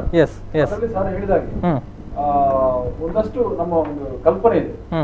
ಒಂದು 250ರಿಂದ 300 ಕೆಪಾಸಿಟಿಯ ಒಂದು ಸೀಟ್ನ ಒಂದು ಸಣ್ಣ ಹಾಲ್, ಮತ್ತೊಂದು 800ರಿಂದ 1000 ಕೆಪಾಸಿಟಿ ಒಂದು ದೊಡ್ಡ ಹಾಲ್, ಮತ್ತೊಂದು ಬಯಲು ರಂಗಮಂದಿರ. ಹೀಗೆ 3 ಹಾಲ್ ಇದೆ. 3ಕ್ಕೂ ಅಟ್ಯಾಚ್ ಟಾಯ್ಲೆಟ್, ಬಾತ್ರೂಮ್, ಒಂದು ಗ್ರೀನ್ ರೂಮ್ ಇದೆ. ಅದರ ಜೊತೆಗೆ ಒಂದು ಗ್ರಂಥಾಲಯ, ಅದರ ಜೊತೆಗೆ ಒಂದು ಕ್ಯಾಫೆಟೇರಿಯಾ, ಅದರ ಜೊತೆಗೆ ಒಂದು ರಂಗ ತಾಲೀಮು ನಡೆಸಲಿಕ್ಕೆ ಒಂದು 2-3 ಸಣ್ಣ ಸಣ್ಣ ಕೋಣೆಗಳು. ಮತ್ತೆ ಅದರ ಜೊತೆಗೆ ಇದು ನೆಕ್ಸ್ಟ್ ಸರ್ವೈವ್ ಆಗ್ಬೇಕು.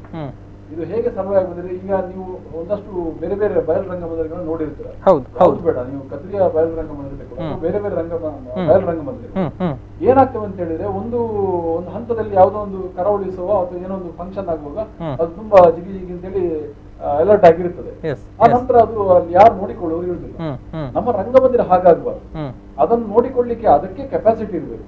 ಅದು ಹೇಗೆ ಅಂತ ಹೇಳಿದ್ರೆ, ನಾವು ಮೇಲ್ ಮಹಡಿಯಲ್ಲಿ ಒಂದಷ್ಟು ರೂಮ್ಗಳು, ಒಂದು ವಸತಿ ಕೋಣೆಗಳು, ಅದನ್ನು ಹೊರಗೆ ನಾವು ಬಾಡಿಗೆ ಕೊಡುವ ರೀತಿಯಲ್ಲಿ ಅದರಿಂದ ಇನ್ಕಮ್ ಬರುವಂತೆ, ಅದರಿಂದ ರೆವೆನ್ಯೂ ಜನರೇಟ್ ಆಗುವಂತೆ ಅದಕ್ಕೆ ವ್ಯವಸ್ಥೆ ಆಗ್ಬೇಕು.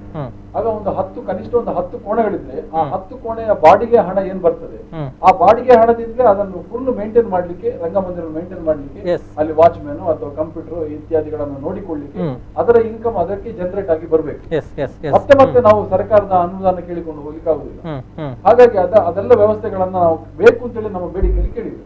ಓಕೆ ಓಕೆ ಎಸ್, ಈಗ ಮತ್ತೊಬ್ರು ಕಾಲರ್ ರೆಡಿ ಇದ್ದಾರೆ. Hello hello. ಎಸ್ ನಮಸ್ತೆ ಸರ್, ತಮ್ಮ ಹೆಸರು ಮತ್ತೆ ಎಲ್ಲಿಂದ ಕರೆಯನ್ನ ಮಾಡ್ತಾ ಇದ್ದೀರಾ ಅಂತ? ನಮಸ್ತೆ, ನಾನು ಹರೀಶ್ ರಾವ್ ಅಂತ. ಎಸ್ ಹೇಳಿ ಸರ್, ಹೇಳಿ. ಮಾಲೆಮಾರಿಂದ. ಎಸ್ ಹೇಳಿ ಸರ್, ಹೇಳಿ ತಮ್ಮ ಒಂದು ಅಭಿಪ್ರಾಯ ಹಂಚ್ಕೊಳ್ಳಿ. ಶಶಿರಾಜ್ ಕಾವರ್ ಅವ್ರ ಹತ್ರ. ಎಸ್ ಹೇಳಿ ಸರ್, ಹೇಳಿ ತಮ್ಮ ಪ್ರಶ್ನೆ. ಏನಿಲ್ಲ, ನಾನು ಒಂದ್ ಸ್ವಲ್ಪ ಸಮಯದಿಂದ ಇದ ಫಾಲೋ ಮಾಡ್ತಾ ಇದ್ದೆ ನ್ಯೂಸ್. ಬಟ್ ಒಂದೊಂದು ಸ್ಥಳದಲ್ಲಿ ಆದಾಗ ಒಂದೊಂದು ವರ್ಗದಿಂದ ಅಬ್ಜೆಕ್ಷನ್ ಇದ್ದಂಗಿತ್ತು. ಸೊ ಸ್ಥಳತೆ ಒಂದು ಒಪಿನಿಯನ್, ಎಲ್ರದ್ದು ಒಂದು ಯೂನಿಫಾರ್ಮ್ ಒಪಿನಿಯನ್ ಇಲ್ಲ ಅಂತ ಕಾಣುತ್ತೆ. ಅದಕ್ಕಾಗಿ ಹಿಂದೆ ಬಿತ್ತ ಏನೋ ಅಂತ ಒಂದು ಅಭಿಪ್ರಾಯ. ಒಂದ್ಸಲ ಬೋಂದೇಲ್ ಅಂತ ಆಯ್ತು, ಹಾಗೆ ಯಾರೆಲ್ಲ ಅಬ್ಜೆಕ್ಷನ್ ಮಾಡಿದ್ರಲ್ಲಿ ಕ್ರಿಕೆಟ್ ಸ್ಟೇಡಿಯಂ ಬೇಕು ಅಂತ ಹೇಳಿ. ಅದ್ರ ಮೊದ್ಲು ಕದ್ರಿಯಲ್ಲಿ ಏನಾಗತ್ತೆ ಅಂತ ಆಯ್ತು, ಆಗ ಪಾರ್ಕ್ ಮುಟ್ಬಾರ್ದು, ತೆಗಿಬೇಕು, ಇದು ರಂಗಮಂದಿರಲ್ಲಿ ಬರ್ಬಾರ್ದು, ಹಾಗೆಲ್ಲ ಏನೋ ಒಂದು ಆದದ್ದು ಹಾಗೆ ನೆನಪು. ಈಗ ಇದು ಮಾಡ್ಬೇಕಾದ್ರೆ ಯಾವ ಸ್ಥಳದಲ್ಲಿ ಮಾಡ್ಬೇಕು ಅಂತ ಇವರು ಡಿಸೈಡ್ ಮಾಡಿದ್ದಾರೆ ಅಂತ ಒಂದು ಹಾಗೆ. ಹರೀಶ್ ಅವರು ನಮಸ್ಕಾರ, ಒಳ್ಳೆ ಪ್ರಶ್ನೆ ಕೇಳಿದ್ವಿ. ನನ್ಗೆ ಗೊತ್ತಿದ್ದ ಮಟ್ಟಿಗೆ ಒಂದಷ್ಟು ಗೊಂದಲಗಳು ಇದ್ದದ್ದು ಸಹಜ, ಅದು ನಿಜವಾಗಿ ಇತ್ತು ಗೊಂದಲಗಳು. ಯಾವ ರೀತಿ ಅಂತ ಹೇಳಿದ್ರೆ, ಕದ್ರಿ ಜಿಂಕೆ ಪಾರ್ಕ್ ನಲ್ಲಿ ಅದು ಒಂದಷ್ಟು ಅದರಲ್ಲಿ ನೋಟ್ ಮಾಡಿದಂತ ಜಾಗದಲ್ಲಿ ಕೆಲವು ಪೋರ್ಷನ್ ಅರಣ್ಯ ಇಲಾಖೆಗೆ ಸೇರಿ, ಅರಣ್ಯ ಇಲಾಖೆಯವರ ಇಲ್ಲದೆ ತಾಂತ್ರಿಕ ಅಡಚಣೆಗಳು ಇತ್ತು. ಹಾಗಾಗಿ ಆ ತಾಂತ್ರಿಕ ಅಡಚಣೆಗಳನ್ನೆಲ್ಲ ಬದಿಗೆ ಸರಿಸಬೇಕು ಅಂತಾದ್ರೆ ಒಂದಷ್ಟು ವರ್ಷ ಹೋಯ್ತಲ್ಲ. ಹಾಗಾಗಿ ಅದರ ರಗಳೇ ಬೇಡ ಅಂತ ಹೇಳಿ ಕಡೆಗೆ ಬೋಂದೆಲಲ್ಲಿ ಜಾಗ ಫಿಕ್ಸ್ ಮಾಡಿದ್ದಾರೆ. ಬೋಂದೆಲಲ್ಲಿ 3 ಎಕರೆ 35 ಸೆಂಟ್ಸ್ ಜಾಗ ಇದೆ. ತುಂಬಾ ಸೂಕ್ತವಾದಂತಹ ಜಾಗ. ಆ ಜಾಗಕ್ಕೆ ಹೋಗಿ ಬರ್ಲಿಕ್ಕೆ ಸಿಟಿಯಿಂದ 4 ಕಡೆಯಿಂದ ರಸ್ತೆ ಇದೆ. ಮತ್ತೆ ಅದು ಏರ್ಪೋರ್ಟ್ ಗೆ ಹೋಗುವಂತ ರೋಡ್ ಅಲ್ಲಿ ಒಂದಷ್ಟು 100 ಮೀಟರ್ಗಳ ಅಂತರದಲ್ಲಿ ಇದೆ. ತುಂಬಾ ಐಡಿಯಲ್ ಆದಂತಹ ಸೂಕ್ತವಾದಂತಹ ಜಾಗ. ಇನ್ನು ಸಿಟಿಯ ಒಳಗೆ ನಾವು ಹುಡ್ಕೊಂಡು ಹೋದ್ರೆ ನಮ್ಗೆ ಖಂಡಿತವಾಗಿ ಜಾಗ ಎಲ್ಲಿ ಸಿಗುದಿಲ್ಲ, ಅಂತ ಒಂದು ಸೂಕ್ತ ಜಾಗ ಸಿಗುದಿಲ್ಲ. ಈಗಾಗಲೇ ಅಲ್ಲಿ 2010ನೇ ಇಸವಿಯಲ್ಲಿ ಶಂಕುಸ್ಥಾಪನೆ ಹಾಕಿದ್ದಾರೆ. 2014ನೇ ಇಸವಿಯಲ್ಲಿ RTC ಕೂಡ ರಂಗಮಂದಿರ ದಕ್ಷಿಣ ಕನ್ನಡ ಜಿಲ್ಲಾ ಸಂಸ್ಕೃತಿ ಇಲಾಖೆ, ಕನ್ನಡ ಮತ್ತು ಸಂಸ್ಕೃತಿ ಇಲಾಖೆ ಅನ್ನುವಂತ ಹೆಸರಿನಲ್ಲಿ ಪಹಣಿ ಪತ್ರಿಕೆ ಕೂಡ ಮ್ಯೂಟೇಶನ್ ಆಗಿದೆ. 3 ಎಕರೆ 35 ಸೆಂಟ್ಸ್ ಜಾಗ. ಹಾಗಾಗಿ ಅಲ್ಲಿಯೇ ನಮಗೆ ಬೇಕು ಅಂತ ಹೇಳಿ ನಾವು ಕೇಳುವಂತದ್ದು. ನಮ್ಮ ಕಲಾವಿದರಲ್ಲಿ ಯಾವುದೇ ರೀತಿಯ ಗೊಂದಲ ಇಲ್ಲ. ಬೋಂದರಲ್ಲೇ ಆಗ್ಬೇಕು ಅನ್ನುವಂಥದ್ದು ನಮ್ದು ಆಶಯ, ಅಲ್ಲೇ ಆಗ್ಬೇಕು. ಮತ್ತೆ ಇನ್ನೊಂದು ಕಡೆಯಲ್ಲಿ ಆಗ್ಬೇಕು ಅಂತ ಆದ್ರೆ ಅದು ಇದಕ್ಕೆ ಪರ್ಯಾಯವಾಗಿ ಇನ್ನೊಂದು ಆಗ್ಬೇಕು ಅಂತಲ್ಲ, ಬೇರೆ ಇನ್ನೊಂದು ಮಾಡ್ಲಿ, ಅದು ಬೇರೆ. ಆದ್ರೆ ಇಲ್ಲಿ ಆಗ್ಲೇಬೇಕು. ಬೋಂದರಲ್ಲಿ 3 ಎಕರೆ 35 ಸೆಂಟ್ಸ್ ಜಾಗದಲ್ಲಿ ಪಹಣಿ ಪತ್ರಿಕೆ ರಂಗಮಂದಿರಕ್ಕೆ ಏನು ಇಟ್ಟಿದ್ದಾರೆ, ಮೀಸಲಿಟ್ಟಿದ್ದಾರೆ, ಅಲ್ಲಿ ಶಂಕುಸ್ಥಾಪನೆ ಕಲ್ಲಿ ಏನಾಗಿದೆ ಅಲ್ಲೇ ಆಗ್ಬೇಕು. ಮತ್ತೆ ನಾವು ಕೇಳಿದ ಬೇಡಿಕೆಗಳನ್ನೆಲ್ಲ ಸೇರಿಸಿಕೊಂಡಾಗ್ಬೇಕು. ಇನ್ನೂ ಒಂದು ವಿಷಯ, ಈಗ ಜಗನ್ ಅವರು ಹೇಳಿದ್ರು, ಒಂದು ಕಟ್ಟಡ ಮಾಡುವಾಗ ಕಡೆಗೆ ಅದು ಗೋಡೌನ್ ಆಗಿ ಆಗ್ತದೆ.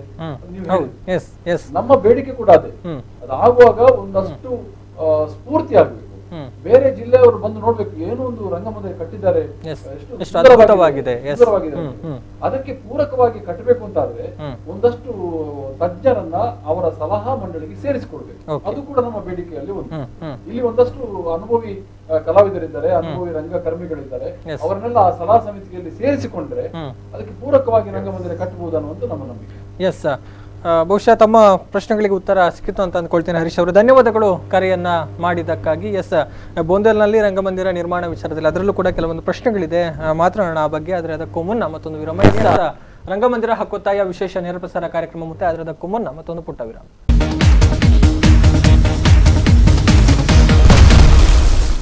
ಮತ್ತೊಮ್ಮೆ ಸ್ವಾಗತ. ರಂಗಮಂದಿರ ಹಕ್ಕೊತ್ತಾಯ ವಿಶೇಷ ನೇರ ಪ್ರಸಾರ ಕಾರ್ಯಕ್ರಮಕ್ಕೆ ಮಾತನಾಡ್ತಾ ಇದ್ವಿ.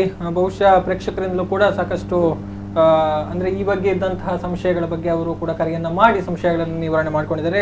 ಮತ್ತೊಮ್ಮೆ ಸ್ವಾಗತಿಸ್ತಾ ಇದ್ದೇನೆ ಅತಿಥಿಗಳನ್ನ. ಅಂದ್ರೆ ನಾವು ಗಮನಿಸಿದ್ವಿ ಈಗಾಗಲೇ ಯಾವ ರೀತಿ ಹೋರಾಟಗಳು ನಡೆದುಕೊಂಡು ಬಂತು ಅನ್ನುವಂತ ಒಂದು ಸಣ್ಣ ಒಂದು ಮಾಹಿತಿಯನ್ನ ತಾವು ಕೊಟ್ರಿ. ಅಂದ್ರೆ ಈಗ ಇಷ್ಟೊಂದು ದೊಡ್ಡ ಮಟ್ಟದಲ್ಲಿ ಇದು ಸದ್ದನ್ನ ಮಾಡ್ತಾ ಇರ್ಬೇಕಿದ್ರೆ ಇದಕ್ಕೆ ಬಹಳ ದೊಡ್ಡ ಒಂದು ಒಗ್ಗಟ್ಟು ಅಗತ್ಯ ಆಗಿದೆ, ಅದು ಆಗಿದೆ ಅನ್ನುವಂಥ. ಸೊ ಹೇಗೆ ಎಲ್ಲ ಈ ಒಂದು ಹೋರಾಟವನ್ನ ಈಗ ಈ ಪ್ರಸ್ತುತ ಹೋರಾಟವನ್ನ ಸಂಘಟನೆ ಮಾಡಿಕೊಂಡು ಬರಲಾಯಿತು ಅನ್ನುವಂಥದ್ದು ಸರ್? ಒಟ್ಟು ನಾವು ನಮ್ಮ ಯೋಚನೆ, ಈ ಹೋರಾಟ ಯಾವುದೇ ಸರ್ಕಾರದ ವಿರುದ್ಧ ಅಲ್ಲ, ಯಾವುದೇ ರಾಜಕೀಯ ಪಕ್ಷಗಳ ವಿರುದ್ಧವಲ್ಲ. ಇದು ಧರ್ಮಾತೀತವಾದದ್ದು ಮತ್ತು ಜಾತ್ಯತೀತವಾದದ್ದು.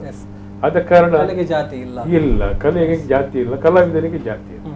ಹಾಗಿರುವಾಗ ಈ ಹೋರಾಟ ಇಡೀ ಜನರನ್ನು ರೀಚ್ ಆಗಿದೆ, ಇಡೀ ಜಿಲ್ಲೆಯಲ್ಲಿ. ಆದ ಕಾರಣ ಇದು ಹೋರಾಟ ಯಶಸ್ವಿ ಆಗ್ತದೆ ಅನ್ನೋ ನಮ್ಮ ನಂಬಿಕೆ. ಮತ್ತೆ ಈ ಹೋರಾಟದಲ್ಲಿ ನಾಳೆ ಎಷ್ಟೋ ಆಸಕ್ತರು ಬರ್ತಾರೆ, ಕಲಾವಿದರಲ್ಲದವರು ಇರ್ತಾರೆ. ಅದೊಂದು ರೀತಿಯ ಇದು ನಮಗೆ ಇಲ್ಲಿ ಚರ್ಚೆಗೆ ಅವಕಾಶವೇ ಕೊಡ್ತಾ ಇಲ್ಲ, ಎಲ್ಲರೂ ಮಾತಾಡ್ತಾರೆ. ಹೋರಾಟ ಬಹಳ ಅಗತ್ಯ ಇದೆ, ಅನಿವಾರ್ಯವಿದೆ, ನಾವು ಬರ್ತೇವೆ ಅಂತ. ಮತ್ತು ಈ ಹೋರಾಟಕ್ಕೆ ಬೇಕಾದಂತ ಪ್ರಭಾವಿ ನಮ್ಮ ವಿದ್ವಾಂಸರುಗಳು, ಕಲಾವಿದರು, ಯಕ್ಷಗಾನ, ನೃತ್ಯ, ಸಂಗೀತ, ಬೇರೆ ಬೇರೆ ನಾಟಕದ ಜಾದು ಕಲಾವಿದರುಗಳು ನಾಳೆ ಉಪಸ್ಥಿತರಿರ್ತಾರೆ. ಮತ್ತು ಎಲ್ಲ ಪ್ರತ್ಯೇಕ ಸಭೆಗಳನ್ನು ಮಾಡಿ ಆ ಟೀಮ್ ವರ್ಕ್ ಮಾಡಿದ್ದೇವೆ. ಆ ಟೀಮ್ ವರ್ಕ್ಗೆ ನಾಳಿನ ಯಶಸ್ಸು. ಮತ್ತು ಎಲ್ಲರ ಕಲಾವಿದರಿಗೆ ಏನು ಸಂಶಯ ಇತ್ತ ಆ ಎಲ್ಲಾ ಸಂಶಯ ಕೂಡ ನಿವಾರಣೆ ಆಗಿದೆ. ಆದ ಕಾರಣ ನಾಳಿನ ಹೋರಾಟ ಅತಿ ಪರಿಪೂರ್ಣವಾದ ಹೋರಾಟ ಮತ್ತು ಪರಿಪೂರ್ಣವಾದಂತ ಹೋರಾಟ ಮತ್ತು ಅದು ಯಶಸ್ವಿ ಹೋರಾಟ. ಅಂದ್ರೆ ಬಹುಶಃ ಎಲ್ಲರೂ ಕೂಡ ಸಂಘಟಿತರಾಗಿದ್ದಾರೆ, ಯಾರನ್ನು ಕೂಡ ಮನವೊಲಿಕೆ ಮಾಡಿ ಈ ನಿಟ್ಟಿನಲ್ಲಿ ಒಂದು ಬನ್ನಿ ಕೈ ಜೋಡಿಸಿ ಅನ್ನುವಂತ ಗೊಂದಲ ಇಲ್ಲ, ಯಾವುದೇ ಗೊಂದಲ ಇಲ್ಲ ಅನ್ನುವಂಥದ್ದು. ಎಸ್, ಅದರ ಜೊತೆಗೆ ಸರ್ ಹೇಳಿದಾಗೆ ಕಲಾವಿದರಿಗೆ ಜಾತಿ ಇಲ್ಲ. ಒಂದು ವೇಳೆ ಜಾತಿ ಇರ್ತಿದ್ರೆ, ಒಂದು ಜಾತಿ ಸಮುದಾಯ ನಾವು ಕೇಳಿಕೊಂಡು ಹೋಗ್ತಿದ್ರೆ ಒಂದು ವರ್ಷದಲ್ಲಿ ಅದು ಮೇಲೆ ಹೇಳ್ತಿತ್ತು ಅಂತ ಅದು ಜಾತಿ ಇಲ್ಲದೇ ಇದ್ದ ಕಾರಣ ನಾವು 40 ವರ್ಷ ಕಾಯ್ಬೇಕಾಗಿ ಬಂತು. ಬಹುಶಃ ಈ ವರ್ಷ ಅದು ಆಗ್ತದೆ ಅನ್ನುವಂತ ನಿರೀಕ್ಷೆ ಇದೆ. ನಮ್ಮ ಹೋರಾಟದ ಹಾದಿ ಕೂಡ ಅಷ್ಟೇ. ನಾವೆಲ್ಲ ಬೇರೆ ಬೇರೆ ಪ್ರೊಫೆಷನಲಿ ಬ್ಯುಸಿ ಆಗಿರುವವರು. ಅದರ ನಡುವೆ ಜಿಲ್ಲೆಯ ರಂಗಮಂದಿರಕ್ಕೆ ಬೇಕಾಗಿ ನಮ್ಮ ಸ್ವಲ್ಪ ಸಮಯವನ್ನು ಮೀಸಲಿಡಬೇಕು ಅನ್ನುವಂತ ಕಾರಣದ ದೃಷ್ಟಿಯಿಂದ ನಾವು ಒಂದು ಹೋರಾಟಕ್ಕೆ ಇಳಿದಿದ್ವಿ. ನಾವೊಂದಷ್ಟು ವಿಡಿಯೋ ಅಭಿಯಾನವನ್ನು ಮಾಡಿದ್ವಿ. ಸಾಧಾರಣ 30-35ಕ್ಕೂ ಹೆಚ್ಚು ಸಮಾಜದ ಗಣ್ಯ ವ್ಯಕ್ತಿಗಳು, ಚಲನಚಿತ್ರ ಕ್ಷೇತ್ರ ಇರ್ಬೋದು, ಸಾಹಿತ್ಯ ಕ್ಷೇತ್ರ ಇರ್ಬೋದು, ಬೇರೆ ಬೇರೆ ಕ್ಷೇತ್ರಗಳಿಂದ, ನೃತ್ಯ ಕ್ಷೇತ್ರ ಇರ್ಬೋದು, ಚಂದ್ರಶೇಖರ್ ನಾವಡ್ರಂತವರು, ಡಾಕ್ಟರ್ ವಿವೇಕರಯ್ಯ ಅಂತವರು, ಸಾಹಿತ್ಯದಲ್ಲಿ ಚಂದ್ರಶೇಖರ್ ಕಂಬಾರ್ ಅಂತವರು, ಭರತನಾಟ್ಯದಲ್ಲಿ ನಾವಡ್ರಂತವರು, ಅದರ ಜೊತೆಗೆ ಯಕ್ಷಗಾನದಲ್ಲಿ ಸೀತಾರಾಮ್ ಕಟೀಲ್ ಇರ್ಬೋದು, ಬಂಟ್ವಾಳ ಜಯರಾಮಾಚಾರ್ಯ ಇರ್ಬೋದು, ಇಂಥವರೆಲ್ಲ, ಪಟ್ಲ ಸತೀಶ್ ಶೆಟ್ಟಿ ಇರ್ಬೋದು, ಇಂಥವರೆಲ್ಲ ಒಂದಷ್ಟು ವಿಡಿಯೋಗಳನ್ನ ಕಳಿಸಿದ್ರು. ನಿಮ್ಮೊಂದಿಗೆ ನಾವಿದ್ದೇವೆ, ರಂಗಮಂದಿರ ಹೋರಾಟದಲ್ಲಿ ನಾವು ನಿಮ್ಮ ಜೊತೆ ಇದ್ದೇವೆ. ನಾಟಕ ಕ್ಷೇತ್ರದಲ್ಲಿ ನಾಟಕದ ದಿಗ್ಗಜರಾದಂತ ದೇವದಾಸ್ ಕಾಪಿಕಾಡ್ ಅವರು, ನವೀನ್ ಪಡೀಲ್ ಅವರು, ಭೋಜರಾಜ್ ಮಾಮಂಜರ್ ಅವರು, ಎಲ್ಲರೂ ನಮ್ಮ ಸಭೆಗೆ ಕೂಡ ವಿಜಯ್ ಕುಮಾರ್ ಕೊಡೆಲ್ ಅವರು ಬಂದಿದ್ದಾರೆ, ಪ್ರಕಾಶ್ ಪಾಂಡೇಶ್ವರ್ ಅವರು ಇದ್ರು. ಎಲ್ಲರೂ ನಮ್ಗೆ ಒಂದು ರೀತಿಯಲ್ಲಿ ಪೂರಕವಾಗಿ ಶಕ್ತಿಯನ್ನು ತುಂಬಿದ್ರು. ಅದರ ಜೊತೆಗೆ ಕೋಸ್ಟಲ್ ವುಡ್ ಕಲಾವಿದರ ತಂತ್ರಜ್ಞರ ಏನು ಒಕ್ಕೂಟ ಇದೆ, ಮಮ್ಮಿ ಕೊಡೆಯಲ್ವೇದ್ ಅವರು, ಕಿಶೋರ್ ಡಿ ಶೆಟ್ಟಿ ಅವರು, ಎಲ್ಲರೂ ನಮ್ಮ ಜೊತೆ ಬಂದ್ರು. ಯಾಕೆ ಬಂದ್ರು ಅಂತ ಹೇಳಿದ್ರೆ, ಇದು ಯಾವುದೇ ರೀತಿಯ ಸ್ವಾರ್ಥ ಇಲ್ಲದ ಒಂದು ಹೋರಾಟ, ರಂಗಮಂದಿರ ಬೇಕು ಅನ್ನುವಂತ ಒಂದು ಕಲ್ಪನೆಯ ಹೋರಾಟ. ಹಾಗಾಗಿ ಇದು ಬೇಕೇ, ಇದು ನಮ್ಗೆ ಯಾವಾಗ್ಲೂ ಮಾಡ್ಬೇಕಿತ್ತು, ಅವಕಾಶಗಳಿಲ್ಲ, ಖಂಡಿತ. ಹಾಗಾಗಿ ಇದೊಂದು ದೊಡ್ಡ ಒಂದು ಅಭಿಯಾನ ಆಯ್ತು. ಈ ವಿಡಿಯೋ ಅಭಿಯಾನದ ಒಟ್ಟಿಗೆ ನಾವು ಟ್ವಿಟರ್ ಅಭಿಯಾನ ಮಾಡಿದ್ವಿ. ಮಾನ್ಯ ಪ್ರಧಾನಮಂತ್ರಿಯವರಿಗೆ, ಮಾನ್ಯ ಮುಖ್ಯಮಂತ್ರಿಯವರಿಗೆ, CT ರವಿ ಅವರಿಗೆ, ಹಾಗೆ ನಮ್ಮ ವೇದವಾಸ್ ಕಾಮತ್ ಅವರಿಗೆ ಎಲ್ರಿಗೂ ನಾವು ಟ್ವಿಟರ್ ನ ಮುಖಾಂತರ ನಮ್ಮ ಒಂದು ರಿಕ್ವೆಸ್ಟ್ ಅನ್ನು ಮಾಡಿದ್ವಿ. ನಮ್ಗೊಂದು ರಂಗಮಂದಿರ ಕೊಡಿ, 40 ವರ್ಷದಿಂದ ಹೋರಾಟ ಮಾಡ್ತಿದ್ದೇವೆ. ಈಗಾಗಲೇ ಹೇಳಿದಾಗ ವೇದವಾಸ್ ಕಾಮತ್ ಅವರು ಪೂರಕವಾಗಿ ಸ್ಪಂದನೆ ನೀಡಿದ್ರು. ಅದರ ಜೊತೆಗೆ ಟ್ವಿಟರ್ ಅಭಿಯಾನ, ವಿಡಿಯೋ ಅಭಿಯಾನ ಜೊತೆಗೆ ಒಂದಷ್ಟು ವಾಟ್ಸ್ಆಪ್ ಗ್ರೂಪ್ಗಳನ್ನು ಮಾಡಿಕೊಂಡು, ಫೇಸ್ಬುಕ್, ವಾಟ್ಸ್ಆಪ್ ಅಲ್ಲಿ, ಅದು ಸೋಷಿಯಲ್ ಮೀಡಿಯಾದಲ್ಲಿ ಯಾವ ರೀತಿಯಲ್ಲಿ ಅದೊಂದು ಮುಗಿಲೆದ್ದಿದ್ದು ಅಂತ ಹೇಳಿದ್ರೆ, ಒಂದು ವಾಟ್ಸ್ಆಪ್ ಗ್ರೂಪ್ ಇದ್ದದ್ದು ಕಡೆಗೆ 8 ವಾಟ್ಸ್ಆಪ್ ಗ್ರೂಪ್ ಆಯ್ತು. ಒಂದೊಂದು ವಾಟ್ಸ್ಆಪ್ ಗ್ರೂಪ್ ಅಲ್ಲಿ ನಿಮ್ಗೆ ಗೊತ್ತಿರುವ ಹಾಗೆ 267 ಚಿಲ್ಲರೆ ಜನರಿಗೆ ಮಾತ್ರ ಅವಕಾಶ ಇದೆ. 8 ವಾಟ್ಸ್ಆಪ್ ಗ್ರೂಪ್ ಮಾಡಿಕೊಂಡು ರಂಗಮಂದಿರ ಹೋರಾಟ ಸಮಿತಿ 1, ರಂಗಮಂದಿರ ಹೋರಾಟ ಸಮಿತಿ 2 ಅನ್ನುವಂಥ ವಾಟ್ಸ್ಆಪ್ ಗ್ರೂಪ್ ಗಳನ್ನು ಮಾಡಿಕೊಂಡು, ಫೇಸ್ಬುಕ್ ಗಳಲ್ಲಿ ಎಲ್ಲ ಮಾಡಿಕೊಂಡು, ರಂಗಮಂದಿರ ಈ ಸಲ ಬೇಕು ನಮ್ಗೆ, ನೀವು ನಮ್ಮ ಜೊತೆ ಬನ್ನಿ ಅನ್ನುವಂಥ ಒಂದು ಅಭಿಯಾನವನ್ನು ಪ್ರಾರಂಭ ಮಾಡಿದ್ರು. ಅದು ಈ ರೀತಿ ಒಂದು ದೊಡ್ಡ ಮಟ್ಟದ ಒಂದು ಆಂದೋಲನ ಆಗಿ ಈಗ ಇವತ್ತಿಗೆ ಹೀಗೆ ಬಂದು ನಿಂತಿದೆ. ನಾಳೆ ಸಮಾವೇಶದಲ್ಲಿ ಅದನ್ನು ನಾವು ಒಂದು ಹಂತಕ್ಕೆ, ತಾರ್ಕಿಕ ಅಂತ್ಯಕ್ಕೆ ನಾವು ಕೊಂಡೋಗ್ಬೇಕು ಅಂತ ಹೇಳಿ. Yes sir. ಇನ್ನು ನಾಳಿನ ಕಾರ್ಯಕ್ರಮದ ರೂಪುರೇಷೆಗಳೆಲ್ಲ ಹೇಗಿರುತ್ತೆ ಅನ್ನುವಂಥದ್ದು, ಅಂದ್ರೆ ಬಹುಶಃ ಎಲ್ಲ ಸಾಂಸ್ಕೃತಿಕ ಸಂಘಟನೆಗಳ ಒಂದು ಎಲ್ಲ ಕಲಾವಿದರ ಸಮಾವೇಶ ಆಗಿರುವಂತ, ಸೊ ನಾನಾ ಪ್ರಕರಣಗಳನ್ನು ನಾವು ನೋಡಬಹುದು ಅನ್ನುವಂತ ಒಂದು ನಿರೀಕ್ಷೆಗಳು. ಸೊ ಒಟ್ಟು ನಾಳಿನ ಕಾರ್ಯಕ್ರಮ ಹೇಗಿರುತ್ತೆ? ನಾಳಿನ ಕಾರ್ಯಕ್ರಮ ಪುರಭವನದ ಆವರಣದೊಳಗೆ ಸರಿಯಾಗಿ ಮಧ್ಯಾಹ್ನ 3:30 ಗಂಟೆಗೆ ಆರಂಭ ಆಗುತ್ತೆ. ಅದರಲ್ಲಿ ನಾವು ವಿಶೇಷವಾಗಿ ಸ್ವಲ್ಪ ನಮ್ಮ ಬಂದಿರತಕ್ಕಂಥ ಬೇರೆ ಬೇರೆ ನಮ್ಮ ಸಾಂಸ್ಕೃತಿಕ ಸಂಘಟನೆಗಳ ಪ್ರತಿನಿಧಿಗಳಿರ್ತಾರೆ. ಅವರಿಂದ ಅವ್ರು ಕೆಲವು ಕಲಾವಿದರನ್ನ ಸಾಂಸ್ಕೃತಿಕವಾಗಿ ನಾವು ಹೇಗೆ ಬಂದಿದೀವೋ ಅದನ್ನ ಸ್ವಲ್ಪ ಅಲ್ಲಿ ಪ್ರದರ್ಶಿಸುವುದು ಕೂಡ ಬಹಳ ಮುಖ್ಯ ಆಗುತ್ತೆ. ಮತ್ತು ಅದೊಂದು ಮನೋರಂಜನೆ ಅಂಗವಾಗುತ್ತೆ. ಜೊತೆಗೆ ನಾವು ಮತ್ತೆ ತೋರ್ಸ ಆಗುತ್ತೆ. ಮತ್ತೆ ನಮ್ಮಲ್ಲಿ ಯಾವತ್ತಿರುವುದು ಬಹಳ ಒಂದು ಲಿಮಿಟೇಷನ್ ಒಟ್ಟಿಗೆ ದೊಡ್ಡ ಮಟ್ಟದಲ್ಲಿ. ಆಮೇಲೆ ನಮ್ಮಲ್ಲಿ ಯಾವತ್ತು ಆ ರೀತಿಯ ಒಂದು ಮಾನವೀಯ ಅಂಶಗಳನ್ನು ಹೊತ್ಕೊಂಡಿರುವರು ಕಲಾವಿದರು. ಎಲ್ಲಿ ಹೆಚ್ಚು ಹೋರಾಟ ಅಂತ ಹೇಳುವ ಒಂದು ಪದಕ್ಕೆ ಬೇರೆ ರೀತಿಯ ಅರ್ಥ ಕೊಡುವಂತ ಅಗತ್ಯತೆ ಕೂಡ ಇಲ್ಲ ನಮ್ಮಲ್ಲಿ. ಇಲ್ಲಲ್ಲ, ನಾವು ಈಗ ಕೊಟ್ಟಿರತಕ್ಕಂಥ ಸ್ಪಂದನೆ ಕೂಡ ಭಾವನಾತ್ಮಕ ಅಂತ ಹೇಳಿ ತಗೊಂಡು ಸ್ವೀಕರಿಸಿದ್ದೇವೆ. ಆದ್ರಿಂದ ಅದನ್ನು ಮಾಡೋದು ಕೂಡ ಆಡಳಿತಕ್ಕೆ ಅಷ್ಟೇ ಮುಖ್ಯವಾಗಿ ಕರ್ತವ್ಯ ಅಂತ ತಿಳ್ಕೊಳ್ಬೇಕಾದ ಅಗತ್ಯ ಅಂತ ನಾವು ಭಾವಿಸ್ತೇವೆ. ಆ ನಿಟ್ಟಿನಲ್ಲಿ ನಾಳೆ ಒಂದು 3:30ಕ್ಕೆ ಆರಂಭ ಆಗುವ ಕಾರ್ಯಕ್ರಮ, ಅಲ್ಲಿ ಒಂದು ಸಣ್ಣ ನಮ್ಮ ಏನು ತುಳುನಾಡಿನ ನಮ್ಮ ನೆಲಗಟ್ಟಿನ ಜನಪದೀಯವಾಗಿ ಬಂದಿರತಕ್ಕಂಥ ಏನು ಪಾಡ್ದನ ಇದೆಯೋ ಜನನುಡಿಯಾಗಿ ಅದನ್ನ ಆರಂಭಿಸುವ ಮೂಲಕ ಇಲ್ಲಿ ಒಂದು ಹೆಚ್ಚಿನ ಮೆರುಗು ಕೊಡಲಾಗಿದೆ. ಆಮೇಲೆ ಯಕ್ಷಗಾನವನ್ನ ಇಲ್ಲಿ ಒಂದು ಗಂಡು ಕಲೆಯಾಗಿ ನಮ್ಮ ತುಳು ವೈಭವದ ಮೂಲಕ ಅಲ್ಲಿನ ಸ್ತುತಿಗೀತೆಯನ್ನು ಹಾಡುವುದರ ಮೂಲಕ ಇನ್ನೊಂದು ಕಾರ್ಯಕ್ರಮವನ್ನು ಮುಂದುವರಿಸಿಕೊಂಡು ಹೋಗ್ತೇವೆ. ಹಾಗೂ ನಮ್ಮ ಇಲ್ಲಿ ಏನಿದೆ, ನಮಗೆ ಒಂದು ನಾವು ರಂಗಮಂದಿರಕ್ಕೆ ಮೂಲವಾಗಿರ್ತಕ್ಕಂಥದ್ದು, ಅಲ್ಲಿ ಒಂದಷ್ಟು ಪದಗಳ ಪೋಣಿಸಿ ವಾಕ್ಯವನ್ನು ರಚಿಸಿ ಅದಕ್ಕೊಂದು ಗೀತಾ ರೂಪದಲ್ಲಿ ಆಶಯ ಗೀತೆಯನ್ನು ಕೂಡ ನಾವು ನಾಡಲೆ ಅದು ಬಿಂಬಿಸಿಕೊಂಡಿದ್ದೇವೆ. ಹಾಗೆ ಈವರೆಗೆ ನಡೆದು ಬಂದ ಹಾದಿ ರಂಗಮಂದಿರ ಇನ್ನಾಗಬೇಕ ಸ್ಥಿತಿಯಲ್ಲಿ ಕಿರುಪ್ರಹಸನ ಜೊತೆಗೆ ಇಲ್ಲಿ ರಂಗತಜ್ಞರುಗಳು ಬಹಳಷ್ಟು ರಂಗತಜ್ಞರುಗಳು ನಮ್ಮ ಜೊತೆಗೆ ಅವರ ಮಾತುಗಳನ್ನು ಇಲ್ಲಿ ಹೇಳಲಿಕ್ಕಿದ್ದಾರೆ, ನಾಳೆ ಉದ್ಘಾರ ಮಾಡಲಿಕ್ಕಿದ್ದಾರೆ. ಹಾಗೇನೆ ಒಟ್ಟಿನಲ್ಲಿ ಗಣ್ಯಾತಿ ಗಣ್ಯರು ಭಾಗವಹಿಸುವಂಥದ್ದು ಮುಖ್ಯವಾಗಿ ಪ್ರೊಫೆಸರ್ ಡಾಕ್ಟರ್ ಬಿ ವಿವೇಕರಾಯ್ ಅವರು, ಆಮೇಲೆ ಹರಿಕೃಷ್ಣ ಪುನರೂರು ಅಂತವರು, ನಾದಾ ಶೆಟ್ಟಿ ಅವರು, ಪ್ರಭಾಕರ್ ಜೋಶಿ ಅವರು, ಹಾಗೇನೆ ಚಿನ್ನಾ ಕಾಸರಗೋಡು ಅವರು, ಮತ್ತು ಡಾಕ್ಟರ್ ಅಣ್ಣಯ್ಯ ಕುಲಾಲ್, ಪ್ರದೀಪ್ ಕಲ್ಕೂರ, ಭಾಸ್ಕರ್ ರೈ ಅವರು, ನವನೀಶ್ ಶೆಟ್ಟಿ, KK ಪೇಜ್ ಅವರು, ಇಂಥವೆಲ್ಲ ಗಣ್ಯರು ಇದರಲ್ಲಿ ಒಂದು ನಮಗೆ ಕೈ ಜೋಡಿಸಿ ನಾಳೆ ಬಹಳ ಚೆನ್ನಾಗಿ ನಮ್ಮನ್ನು ಉದ್ದೇಶಿಸಿ ಅದರ ಏನೆಲ್ಲ ನಾವು ಆಗಬೇಕಾಗಿದೆ ಸಮಾವೇಶದ ರೂಪಿಗೆ ನಾವು ಕೂಡ ಇದ್ದೀವಿ ಅಂತ ಹೇಳುವಂಥ ಮಾತು ಕೂಡ ನಡೀಲಿಕ್ಕಿದೆ. ಈ ರೀತಿಯಲ್ಲಿ ನಾವು ಅದನ್ನು ಒಂದು ಬಹಳ ಚೆನ್ನಾಗಿ ನಾಳೆ ರೂಪುರೇಷೆಯನ್ನು ಹಮ್ಮಿಕೊಂಡಿದ್ದೇವೆ. Okay, yes. ಅದರ ಜೊತೆಗೆ ಈಗ ಬಹುತೇಕ ಸಕಾರಾತ್ಮಕ ಸ್ಪಂದನೆ ದೊರಕಿದ್ರಿಂದ ಇನ್ನೇನು ಕೆಲವು ದಿನಗಳಲ್ಲಿ ಶಂಕುಸ್ಥಾಪನೆ ಆಗುತ್ತೆ, ಮುಂದಿನ ವರ್ಷಗಳಲ್ಲಿ ಆಗಿದೆ. ಆದ್ರೂ ಕಾರ್ಯರೂಪಕ್ಕೆ ಬರುತ್ತೆ, ಕಾಮಗಾರಿ ಆರಂಭಗೊಳ್ಳುತ್ತೆ ಅನ್ನೋ ನಿರೀಕ್ಷೆ ಮಾಡಬಹುದು. ಸೊ ಈಗ ತಮ್ಮ ಒಂದು ಸಮಿತಿ ಇರಬಹುದು ಅಥವಾ ತಾವು ಒಂದು ಸಿದ್ಧಪಡಿಸಿಕೊಂಡಿರುವಂತಹ ಒಂದು ಪ್ರಸ್ತಾವನೆ ಪ್ರಕಾರ ಏನೆಲ್ಲ ಆಗಬೇಕು ಅನ್ನುವಂಥದ್ದು, ಈಗ ಒಂದು ರಂಗಮಂದಿರದಲ್ಲಿ ಏನೆಲ್ಲ ಬೇಡಿಕೆಗಳು ಅದಕ್ಕೆ ಸಂಬಂಧಪಟ್ಟ ಹಾಗೆ ಈಗಾಗಲೇ ನಾವು ಚರ್ಚೆ ಮಾಡಿದ್ದೇವೆ. ಏನು ಅಂತ ಹೇಳಿದ್ರೆ 2-3 ರಂಗಮಂದಿರ, ಅದರಲ್ಲಿ ಒಂದು ಸಣ್ಣದು, ಒಂದು ದೊಡ್ಡದು, ಮತ್ತೊಂದು ಬಯಲು ರಂಗಮಂದಿರ. ಅದರ ಜೊತೆಗೆ ಬೇರೆ ಬೇರೆ ಬೇಡಿಕೆಗಳ ಪಟ್ಟಿ ನಾವು ಕೊಟ್ಟಿದ್ದೇವೆ. ನಿರ್ವಹಣೆಯನ್ನ ಅಥವಾ ಅದರ ಆದಾಯವನ್ನ ಅದೇ ಬರುವ ಹಾಗೆ ವ್ಯವಸ್ಥೆಗಳು ಆಗಬೇಕು. ಅದರ ಜೊತೆಗೆ ಸಮನ್ವಯತೆ ಬೇಕು ತಮ್ಮ ಸಮಿತಿ, ಹಾಗೇನೆ ಅದನ್ನ ನಿರ್ವಹಣೆ ಮಾಡುವಂತಹ ಒಂದು ಕಲಾವಿದರನ್ನು ಕೂಡ ವಿಶ್ವಾಸಕ್ಕೆ ತೆಗೆದುಕೊಂಡು ಆಗಬೇಕು ಅನ್ನುವಂಥದ್ದು. ಎಸ್. ಇನ್ನು ಕೊನೆಯದಾಗಿ ಒಂದು ಹೋರಾಟ ಇರ್ಬೋದು, ಇಷ್ಟವರೆಗೆ ನಡೆದುಕೊಂಡು ಬಂದ ಹಾದಿ, ಇನ್ನು ನಾಳಿನ ಕಾರ್ಯಕ್ರಮ ಒಟ್ಟು ಸೇರಿಸಿ ಅಥವಾ ಮುಂದೆ ಆಗ್ಬೇಕಾಗಿರುವಂತಹ ಕೆಲಸಗಳು, ಕೊನೆಯದಾಗಿ ಏನ್ ಹೇಳ್ತೀರಿ? ನೋಡಿ, 94ರಲ್ಲಿ ಒಮ್ಮೆ ಪುರಭವನದಲ್ಲಿ ಆದಂತ ಅವಾಂತರ, ಬೆಲೆ ಏರಿಕೆವಾದದ್ದು, ತುಂಬಾ ಅದರ ವಿರುದ್ಧ ಬಹುದೊಡ್ಡ ಒಂದು ಹೋರಾಟ ಆಯ್ತು. 3000 ಕಲಾವಿದರು, ಸಾಹಿತಿಗಳು ಒಟ್ಟಿಗೆ ಸೇರಿ, ಶ್ರೇಣಿ ಗೋಪಾಲಕೃಷ್ಣ ಭಟ್ ಮತ್ತೆ ಇವರು ಎಲ್ಲ ಹಿರಿಯರು ಸೇರಿ ಒಂದು ಹೋರಾಟ ಆಯ್ತು. ಅದೇ ದಿವಸ ಕಮಿಷನರ್ ಸ್ವತಃ ಪುರಭವನಕ್ಕೆ ಬಂದು ಇದೇ ತರ ನಿನ್ನೆ ನಾಳೆ ಆಗತಕ್ಕಂಥ ಹೋರಾಟ 96ರಲ್ಲಿ ನಾವು ಮಾಡಿದೆವು. ಆಗ ಸ್ವತಃ ಕಮಿಷನರ್ ಬಂದು ಬೆಲೆ ಏರಿಕೆಯಾದಂತಹ ನಮ್ಮ ಬಾಡಿಗೆಯನ್ನ ಅದು ಕೈ ಬಿಟ್ರು. ಅದರೊಟ್ಟಿಗೆ 60 ಲಕ್ಷ ರೂಪಾಯಿಯಲ್ಲಿ ಮತ್ತೆ ಪುನರ್ ಜೀರ್ಣೋದ್ಧಾರ ಮಾಡಿ ಕೊಡ್ತೇನೆ ಅಂತ ಹೇಳಿದ್ರು, ಮಾಡಿದ್ರು. ಆ ಹೋರಾಟದ ನಂತರ 96ರ ನಂತರ ಇಂದಿನವರೆಗೆ ಕಲಾವಿದರ ಹೋರಾಟಗಳು ನಡೆಯಲಿಲ್ಲ. ಈಗಿರುವ ಹೋರಾಟವನ್ನು ನಾವು ಬಹಳಷ್ಟು ರಚನಾತ್ಮಕವಾಗಿ ಮಾಡಿದ್ದೇವೆ. ಮೊದಲು ಎಲ್ಲ ರೀತಿಯಲ್ಲಿ ಜನರನ್ನು ಮುಟ್ಟುವ ಹಾಗೆ ಮಾಡಿದ್ದೇವೆ, ಎಲ್ಲರ ವಿಶ್ವಾಸ ತೆಕ್ಕೊಂಡು ಮಾಡಿದ್ದೇವೆ. ಆ ಹೋರಾಟ ಯಶಸ್ವಿ ಆಗ್ತದೆ ನಮ್ಮ ನಂಬಿಕೆ ನಮಗಿದೆ. ಸಾರ್ವಜನಿಕರ ಹತ್ರ ವಿನಂತಿ, ಬಹುಸಂಖ್ಯೆಯಲ್ಲಿ ಬಂದು ನಮ್ಮನ್ನು ಸೇರಿಕೊಳ್ಳಬೇಕು. ನನ್ನ ಪ್ರಕಾರ ಇದು ನಮ್ಮ ಸಮಾವೇಶ ನಾಳೆ ನಡೆಯಲಿಕ್ಕಿದೆ. ಅದು ಇಲ್ಲಿಗೆ ಮುಗಿಲಿಕ್ಕಿಲ್ಲ. ರಂಗಮಂದಿರ ಕಟ್ಟಿ ನಿರ್ಮಾಣ ಆಗಿ ಕಲಾವಿದರಿಗೆ ಅದು ಅಥವಾ ಲೋಕಾರ್ಪಣೆ ಆಗುವವರೆಗೆ ನಮ್ಮ ಜವಾಬ್ದಾರಿ ಇದೆ ಅನ್ನುವಂತ ನಮ್ಮ ಇದರಲ್ಲಿದೆ, ಗಮನದಲ್ಲಿದೆ. ಹಾಗಾಗಿ ಆಶ್ವಾಸನೆಗಳು ಏನಿದೆ ಅದು ಪೂರೈಕೆ ಆಗಬೇಕು. ಆದಷ್ಟು ಬೇಗ ನಮ್ಮ ಬೇಡಿಕೆಗಳು ಪೂರೈಕೆ ಆಗಬೇಕು. ಒಂದು ವೇಳೆ ಆಗದಿದ್ರೆ ನಮ್ಮ ಹೋರಾಟದ ಹಾದಿ ನಾವು ಬದಲು ಮಾಡ್ತೇವೆ ಅನ್ನುವಂತ ವಿಶ್ವಾಸ ಕೂಡ ನಮ್ಮಲ್ಲಿ.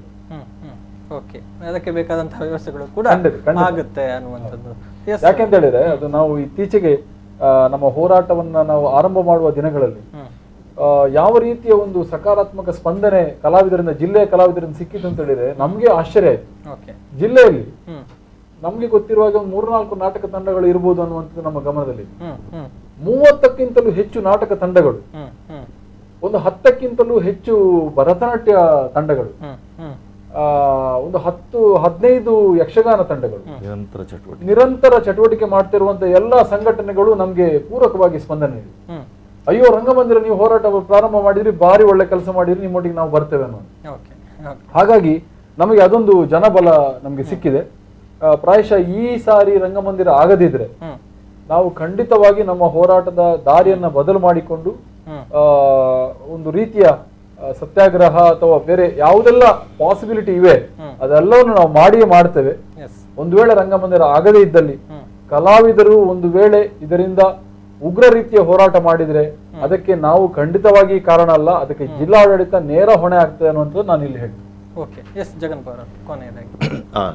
ಮುಂದಿನ ಹಂತದಲ್ಲಿ ಈಗ ಹೊರಟಿರೋದು ಒಂದು ಮಂಗಳೂರು ರಂಗಭೂಮಿ ಅಂತ ಹೇಳಿದ್ರೆ ಅದೊಂದು ಎಲ್ಲ ಸಂಘ ಸಂಸ್ಥೆಗಳ ಒಂದು ಮುಖ್ಯ ಕೇಂದ್ರ ಅಂತ ಹೇಳ್ಬೋದು. ಯಾರೇ ಸಂಘಟನೆಗಳು ಈ ಮಂಗಳೂರು ರಂಗಭೂಮಿಯಲ್ಲಿ ಇರ್ಬೋದು, ಅವ್ರ ಪದಾಧಿಕಾರಿಗಳು ಇದ್ದಾರೆ. ಆದ್ರೆ ಈಗ ಇರುವಂತಹ ಹೋರಾಟ ತಾತ್ಕಾಲಿಕ ನೆಲೆಯಲ್ಲಿ ಮಾತ್ರ. ನಮ್ಗಾಗಿ ಆಗ್ಬೇಕಾಗಿರೋದು ಕೆಲಸ, ಅದು ಏನು ರಂಗಮಂದಿರ ಬೇಡಿಕೆ ಇದೆಯೋ ಅದು ಆಗ್ಬೇಕು, ಅದು ಅನುಷ್ಠಾನಕ್ಕೆ ಬರಬೇಕು. ತಕ್ಷಣ ಅದಕ್ಕೆ ಈಗ ಕೆಲಸ ಶುರು ಮಾಡಬೇಕು. ಕಲ್ಲು ಹಾಕಿರ್ಲಿ ಏನಿರ್ಲಿ ಕೆಲಸ ಶುರು ಮಾಡಬೇಕು. ಕಟ್ಟಡ ತಲೆ ನಿಲ್ಬೇಕು. ನಾವು ಏನು ಮಾಡ್ಬೇಕಂತ ಉದ್ದೇಶ ಇದೆಯೋ ಅಲ್ಲಿ ಕಾರ್ಯಕ್ರಮಗಳನ್ನ ಅದು ನಿರಂತರವಾಗಿ ನಡಿಬೇಕು. ಆದ್ರ ನಂತರ ಒಂದಷ್ಟು ಮಂಗಳೂರು ರಂಗಭೂಮಿಯಲ್ಲಿ ಎಲ್ಲಾ ಸಂಘಟನೆಗಳ ರೀತಿಯಲ್ಲಿ ಇದನ್ನೊಂದು ಗಟ್ಟಿಗೊಳಿಸುವಂಥದ್ದು ಇದೆ. ಈ ಹೋರಾಟ ಸಮಿತಿ ಒಂದು ತಾತ್ಕಾಲಿಕವಾಗಿದ್ರು ಕೂಡ ಮಂಗಳೂರು ರಂಗಭೂಮಿ ಗಟ್ಟಿಯಾಗುವಂತಿದೆ. ಅದೊಂದು ಎಲ್ಲ ಸಂಘಟನೆ ಮೂಲ ಕೇಂದ್ರವಾಗಿರಬೇಕು ಅಂತ ನಮ್ಮ ಆಶೆ. ಈಗ ನಮಗೂ ಎಲ್ಲರಿಗೂ ಪ್ರತಿಯೊಬ್ಬರಿಗೂ ಒಂದೊಂದು ಸಂಘ ಸಂಸ್ಥೆ ಅಂತ ಇದೆ. ಆದ್ರೂ ಮಂಗಳೂರು ರಂಗಭೂಮಿ ಎಲ್ಲರ ಇಲ್ಲಿ ಹೋರಾಟದ ಕೂಡ ಪ್ರಶ್ನೆ ಬಂದಾಗಲೂ ಅದು ನಿಮ್ಮದು ನಮ್ಮದು ಬೇರೆ ಅಂತ ಇನ್ನಲ್ಲ, ನಮ್ಮೆಲ್ಲರದ್ದು ಅಂತ ಹೇಳುವಂತ ಆಶಯದೊಂದಿಗೆ ನಾವು ನಾಳೆ ಹೊರಟಿರೋದು. ಮುಂದಿನ ಹಂತದಲ್ಲಿ ಏನು ನಾವು ರಂಗಮಂದಿರ ಆಗುತ್ತೋ ಅದರ ತುಂಬಾ ಬಳಕೆ ಆಗಬೇಕು. ಎಲ್ಲರೂ ಕೂಡ ಇದನ್ನ ಪ್ರಯೋಜನವನ್ನು ಪಡ್ಕೊಳ್ಬೇಕು.